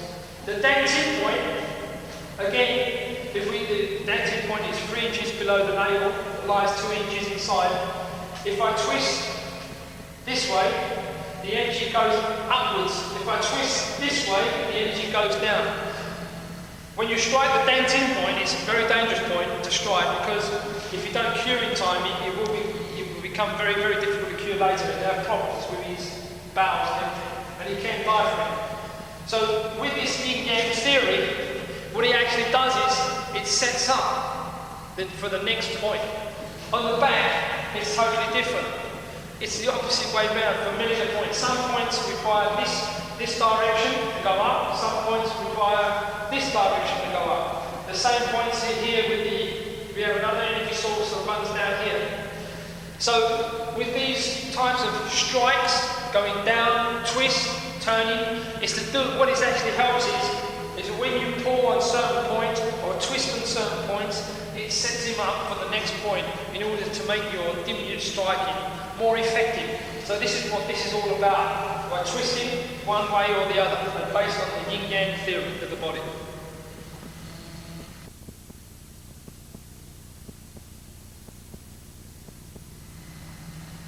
In the art of dimyu, dim mark striking, it's important to know the materialistic elements, namely fire, metal, wood, water, and earth. Okay, now in dim striking we have many meridians to strike. Mark is the meridian, it's like dim mark. Now here, for instance, on the inside we have the heart meridian, the small intestine meridian, etc. This pertains itself to the fire meridian. On top we have the metal meridian, which is the large intestine in the lung. Now, so therefore, if we hit the fire meridian first and then hit metal, it's more effective. There are other reasons why that happens, but this is one example. But on these meridians, for instance, the liver meridian, which is here, it pertains itself to the wood. The gallbladder meridian that comes up here pertains itself to the wood. On these meridians, as well as the others, there are certain points that pertain itself to another element. So, for instance, we have an earth point here, and we have a water point here, even though they're sitting on the metal and fire meridians. So when we grab earth and then strike water, those points become more effective. You can also grab the source points, which is large intestine number 7. Source points, source. So when we strike, when we hold the earth, we strike the water points, which is 1, 2, and 3, and it becomes more effective. And it's this sort of destruction, you know, the elements that we're doing here, earth over water, because it's destroying it. The same principle applies to another point here. We have a spleen point, which is here, spleen 13, and when we twist, whichever direction I'm going to go, like I said earlier on about twisting certain directions, and enables you to strike the next point and becomes more effective. So in this pertains itself to the earth, but the point itself is wood. So when we strike this one, and on the back, turns out, right, one of the salient points, which is a very dangerous one, and I mentioned earlier on about on the anatomy chart about why this is a salient point, is because there's a blood vessel there. But when we strike this point here, and then this point here, it becomes more sensitive. So therefore, when we strike these points here and then come round, and this is why particular Chinese Kung Fu techniques, particular techniques in Chinese Kung Fu is based on this principle, but in a destructive way, because we're actually using dim yu to destroy or to kill. And this is what the 5 elements is found in the martial arts. An example could be made that, like, fire melts metal, metal cuts wood, wood over earth, earth over water, water douses fire. And this is a general rule. But the most important thing is always remember and practice your techniques, because don't always just rely on this. Make sure you practice and aim at the certain directions on every of the salient points. The next dim mark point striking technique is the pull, and then come down and strike the danting point and the Ming Mun point, which is on the back. These 2 points are very dangerous. The Ming Mun point is a difficult to get at because it's on the back, but it's called the life air point.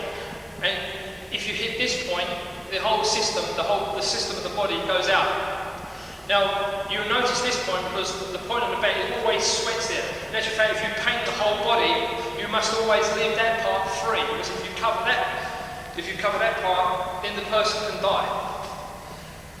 Seeing it's a difficult point to get to the back, but what I'm going to do is I'm going to snatch the heart and lung points here, grasp the 2 points here, again, a large intestine and the heart point here, and I'm pulling to the side. I'm then going to proceed to do this technique here, and I'm going to hit the danting point here and the Ming Mun point on the back. So coming here, like this, and striking simultaneously. I will proceed to twist this one this way, going into the sending the energy upwards and hitting the danting point. So we come here and strike. Now, with this point, if you hit these 2 points, the person will have trouble with his bowels, and it will get worse as if you prolong for a longer period of time, and it will have problems going to the toilet, etc. So what I've done is I'm going to put up the medicine for this one to cure this particular dim mark strike.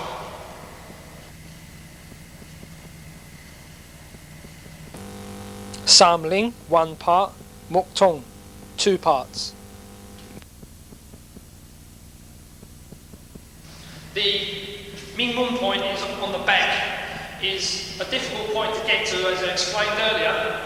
But one way we can get to it is if I strike into the dantian, you see with my hand, we can then proceed to go round and strike with the elbow into the Ming Mun point here.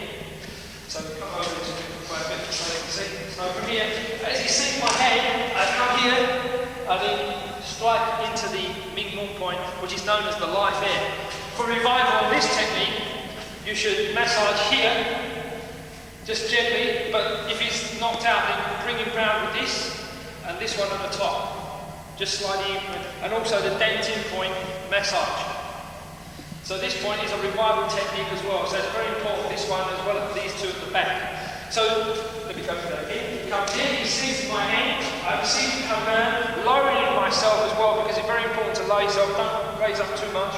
Come round, and then use your elbow into the Ming Mun point, which is the life air point.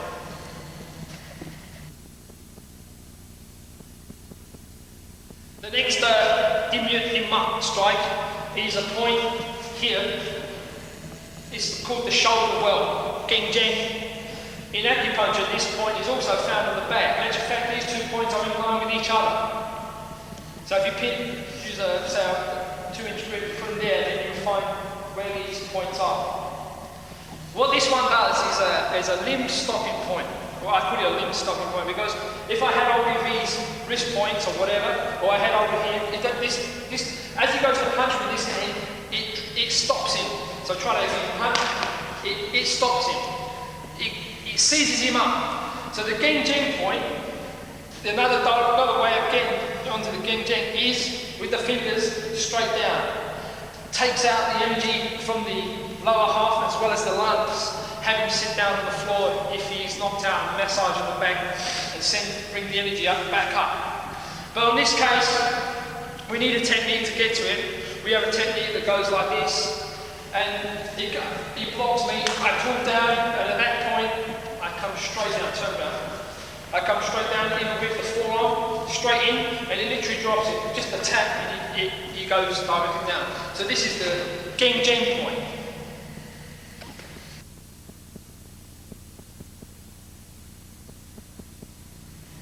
The next technique is aimed at 2 pressure points on the leg, and one between the anus and the testicles. It's used with a kicking technique in the meta system that comes like this, with 1 and 2. The point is, turn this thing now. The point is here, it's a middle point, and it's here. And the next point belongs on the central meridian, the meridian that runs up the back, as I said, between the anus and the testicles. To get to this point, we hit the middle point here with the heel, whack him here, return, and then kick directly upwards. Okay, another technique, he kicks, like a catch, and then kick straight up. And what this does is it takes the energy out from his top, and he can die because it is a safe point. In this last part of this video, I'm going to show you where the techniques are in the Chinese martial arts for striking dim yip points. A lot of people think that the Chinese martial arts just look fancy, but once they've seen what I'm going to show here, they will realize that it's not a fancy looking art, but rather an effective one. And I'm going to show you where these hidden dim mark strikes are in the Chinese martial arts, from Jiao Gar prime manners, as well as from other styles of Chinese martial arts as well. Also, I wanted to explain about the Chi energy exercises, which help to develop and send up the energy going down the arm and into this finger here, which is the final episode of dim ma striking. And these two fingers are can become very potent and lethal weapons. This is an energy technique, energy posture technique, with the right leg resting on the butt-oid pressure point of the left leg. This exercise will send the energy upwards, and finally the energy goes upwards into the palms through the Pokadian point, which is in the center of the palms.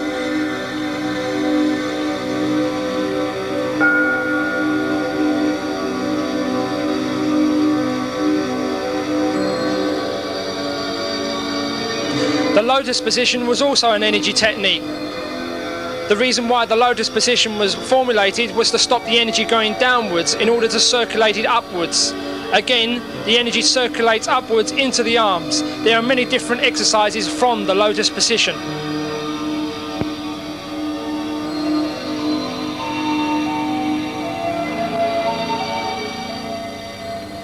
In the Chinese martial arts, there are many different certain positions of techniques that a lot of people think that just look fancy. But it's not the technique that looks fancy.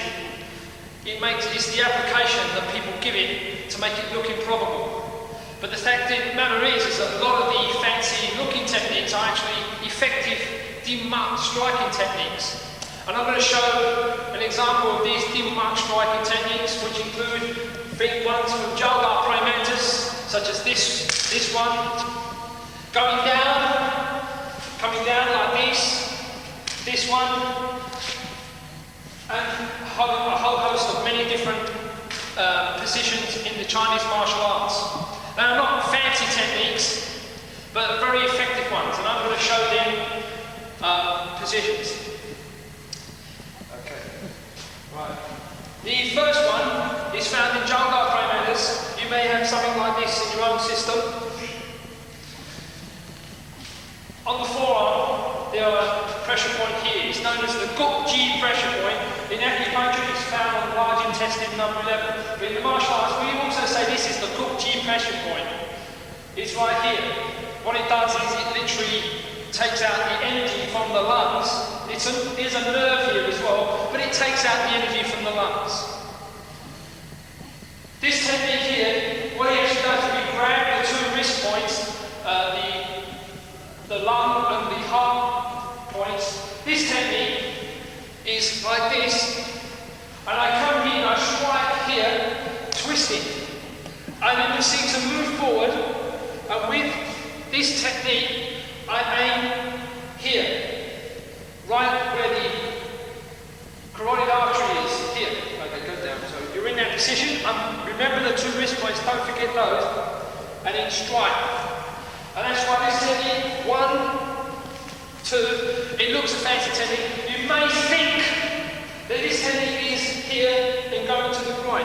But in actual fact, what you're doing is hitting the arm, coming forward, and then striking. And obviously, the harder I do that technique, it's going to come down more faster, and then as I go forward, it's going to add more momentum to my attack. Using this type of technique here, because in the art of dim striking, dim ma striking, it's important to understand this kind of energy, to transfer the energy into that person in order to be effective on dim ma striking.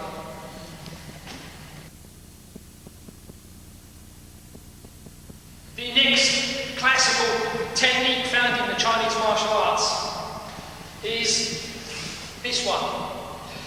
Make sure that you probably know if you do this style that does this, is that they're always on their toes, because that's crucial. While you're on your toe, on the ball of the foot. And the knee is down, this hand is here, and this hand sweeps round. Now always go through your opponent, don't just stop, don't just do this, you go through. You always have to imagine that, because as I explained earlier, that you should have a depth. When you attack with a dim strike, you should have a depth of at least 3 inches going inwards, using and transferring your energy. Now, some people say this technique is come forward. Some people say this technique is to go down while you're fighting and hit the leg like this, or something as you go to kick me, and then I block it like this. That's not the application. You may have a better application of this, but I can tell you one is a dim U striking technique. This dim U striking technique is to hold the two wrist points. This technique is to attack the two wrist points, the liver point, liver 14, as well as the neck point, gallbladder, as well as the intestine point here. Now, how this technique works. Firstly, this technique is important as well. Usually when they do this, before they've done this technique, there's this movement first. Because I tell you why this movement's first, and then you come down. So what it is, someone grabs me from the back, grabs me like this, turn around so you can see. Grab me. This hand proceeds to move forward. Now, so you come here. Okay. So you grab it. I then grab his wrist points, come here. I then proceed to throw him like this, and simultaneously holding the wrist points, slam down, slam my knee onto his liver point. I then proceed this hand to come over and smack down, turn out. This turn out. So the liver points, I'm actually coming down. I'm holding the heart and lung points, and then I proceed with a Phoenix like this, a hammer hand strike to the neck. This technique is very important. The reason why this is here is not to protect yourself against the kick, but to hold this hand here, so he cannot punch me anyway, and slam down like this. And if I move away, that's what that technique is, and that's why it's like this. And the reason why you come down, you slam down onto the liver, and you come down and strike, stand up. And you'll notice that in most of the Kung Fu styles, they always do this on the right side, never on this one, because the anatomy of the body, the liver point, which is here. And that's why that technique comes down and it strikes, and it drops straight down. And it's important to have the toes like this in order for you to use the knee for striking as well. And that's why that technique is not just a fancy movement, but a very effective one for street situations. If someone grabs you, always practice that one if you do this in your system.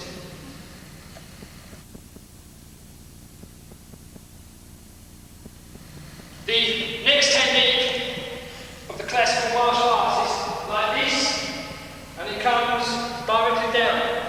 Some do this into the cat stance like this, some do it like this. It really doesn't matter how that position, what stance you do it in, because the technique is the importance about this is the actual application of the technique. This technique, again, the 2 points on the wrist, and I'm attacking this point here, the throat well, hoiking you. Now, again, it's an attack from behind. This technique is to go like this, lift up, because it's like that. Usually first, before that's done, there's a slight move forward to open him out. I elbow strike him here, I come over. I then proceed to throw him over like this, holding this hand. This is why this hand comes here, because to hold him, to make sure he don't fly away. Usually the faster he goes, what happens is his legs will spin round. This hand is called needle in the sea in Tai Chi, literally goes to the throat well. And this is why this is another effective technique. So he comes up, you throw, and then straight down. And if it's all done simultaneously, as he lands, you literally strike him here.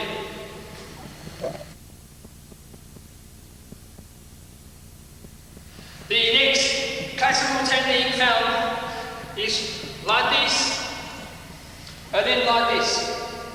And there's an important why I wanted to explain this one, because in the mental system, we have a technique that goes like this, and it actually seizes the chest. This is going to be explain this. Okay. Now, when I strike this, if I get the right pressure points, as I strike this, and you can test this at home, But you can press there, he feels a very hot sun feeling go down his body and into his legs. Because that is a 5 pressure point attacking, namely what they know as the 5 seasons, such as summer, midsummer, autumn, spring, winter. And those pressure points there is to actually, that technique, Chou Gар praying mantis, is actually to seize those points. And if done properly, it can lead to, well, it can lead to death. But you must know the exact location of pressure points, and you must have very strong fingers as well. But this is why I want to explain this technique, because the 5 seasons of time also associate themselves down the side of the ribs. Now, I've seen this technique is not done on this side. If I do it on this side, and I come in, all he has to do is bend his elbow, and he blocks me. But this is done on the left side of the body. Now, try to understand that we do certain things on the left and certain things on the right. Now, this technique, the reason why this hand's here, like this, is very simple again. If I just lift up like this, he might just let go. Let go. So pull your hand back or whatever. See? And then I've lost his grip. But when I do this hand, he can't let go because I have opened his thumb. I then proceed to seize the 2 pressure points, and then I turn this technique, this direction, because it does come like this. Because if I don't turn this, if I just leave it like this, he can bend his elbow. But if I turn it this way, so you grab him, if I turn it, you can't bend his elbow downwards. So that's why it's important to twist this arm right the way down, like this. So we grab that 2 points and striking the tips of the fingers, penetrate the pressure point, the dim point of the heart, going upwards at the same time using the heel of your palm to strike. And it's done on the left side. And it's only in Tai Chi, this technique is found in Tai Chi, and it's only done on one side, directly after needling the sea. And the reason why, because it literally attacks the heart side. And that's a very classical technique found in the Chinese martial arts.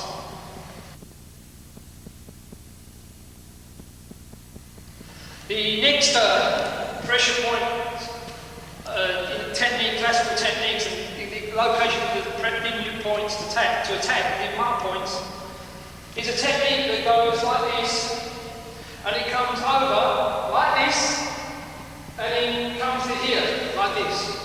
And then 1, 2, 3. Now, it's not to be on guard. I've seen someone say that this is an on guard position.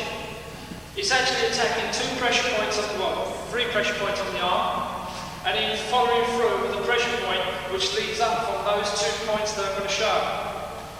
Now, we come around here.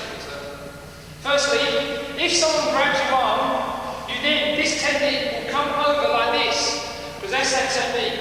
It goes from here like this. Again, using the same principle with this hand, so he doesn't let go. I then bring him to here, grab the 2 points, come around here now. Grab the 2 points here, and then slam down on the pressure point at the back. Now the next technique goes 1, 2, because the reason why that's got like this is because he can heel back to my point. So to prevent that, we go 1, 2, so he can't. Simultaneously, I then proceed to punch here, which is in front of the ear. It's known as the Yimeng, the ear, the door of the ear. It's in front of the ear, this point here. And it links on to these points. So I'm actually in this position, I'm walking down, okay, to here. I go 1, 2, and then I punch directly there. And it's to grab the 2 wrist points, the point here, which belongs on the triple warmer point in the meridian, and then strike again triple warmer point, which is in front of the ear.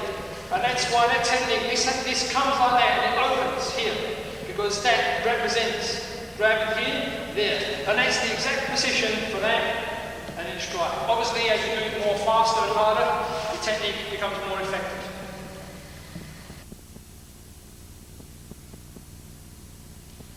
The next technique I'm going to show It's often done slow, but it comes like this. Again, it's a dim strike, a dim mark strike. There's more than one strike in that application. There's also an elbow strike. Also, it's very important to understand that you can't fight slow in a fight. It's impossible. But the reason why it's done slow is in order to transmit your energy. So when you hit dim strike, you're very relaxed. Because you've got to be very relaxed when you hit a dim strike. The more tense you are, the less transfer of energy you get into the other person. But I'm going to show you what this application is for. And obviously, I don't want to, disagree with any person's other application. This is personally the application that I've known, have been taught. But just inside here, there's a pressure point. Now, the reason why this technique is like this is to stimulate first the pressure point here by doing this. If you don't get that, you can sweep him off balance, because the first two movements be 1, 2, because he goes 1, 2, 3. So I'll just demonstrate the first movement. I'm here, I sweep him off, I then proceed to do this, so which is this one. The next technique, obviously, is that here. Obviously, it's no good palming him from out there. You can get as much power just from here. You don't need to come like this. But there's a reason why this hand's here. It's to, again, to stimulate 1 point, 2 point, the liver point, which is on the back. If he throws a punch, I then proceed to block simultaneously with the elbow. Turn around this way. With the elbow, I will then strike his heart, because it goes from here like this. This is a heart point. And now I'm setting him up for my initial attack. So I've come here, I've gone 1 point, 2 point, if he's punched me, I've knocked this point, I've elbowed him. I then proceed to move forward, stimulating the liver point, which is on the ribs, liver 13. And then I finally use my next technique, which is directly on the heart. And that's why that technique has gone 1, 2, 3, 4, 5. And it's important to notice that this is done twice on the right side, once on the left. And this means, because the heart is on this side, so when we do that technique, I come here, if he goes to throw, I move forward, elbow striking, simultaneously knee strike into the liver forward. And the tips of the toes is very important as well. The reason why it's like this, if I have a flat foot, I can't reach. Tips of the toes means I can reach that point. And then I proceed to strike this point, the point here, straight in, and then bang, and that's why that hand sweeps round. And that's why that's, again, a very effective technique. If you use it just like this, if you just use it like this, then obviously it's going to block. There's no way that I can use that point just like that. That way is a good explanation. Now I've explained it, it's a very good explanation.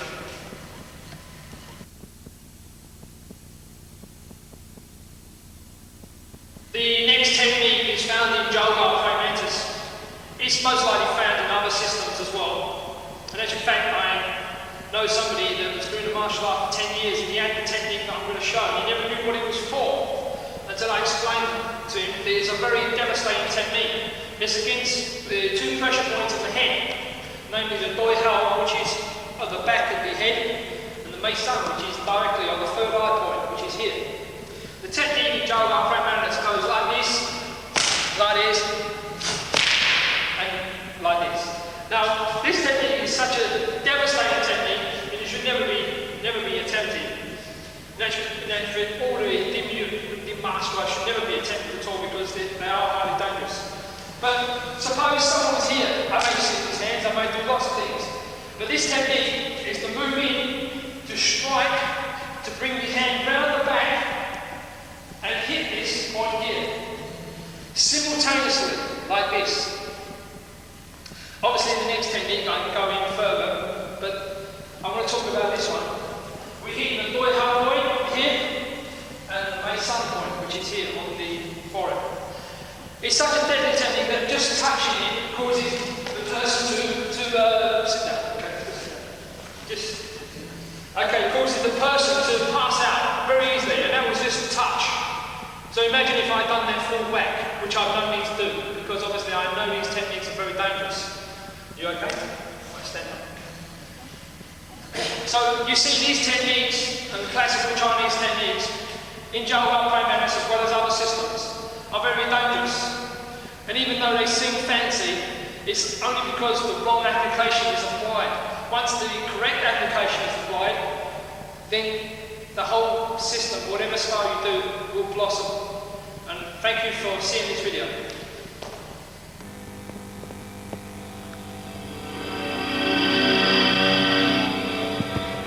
This is Grandmaster Yip Shui performing in what is known as Wafu.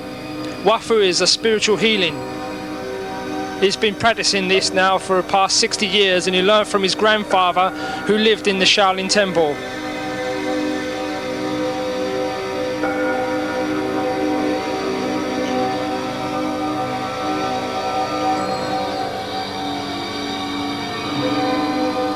No medicine is used this, only mantras, and the two fingers known as the kimchi and a brush.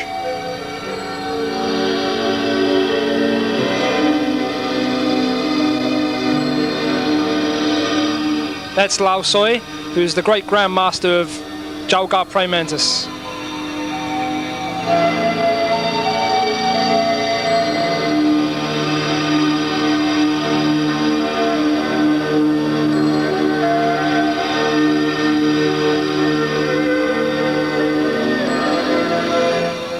This Wafu gets rid of evil wind.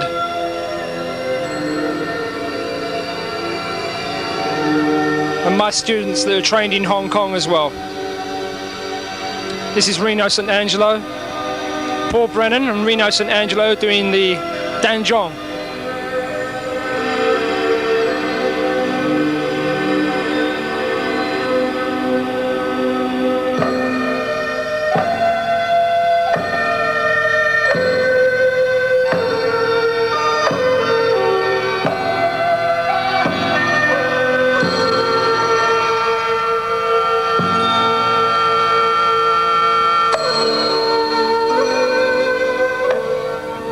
My other student, Michael Franklin.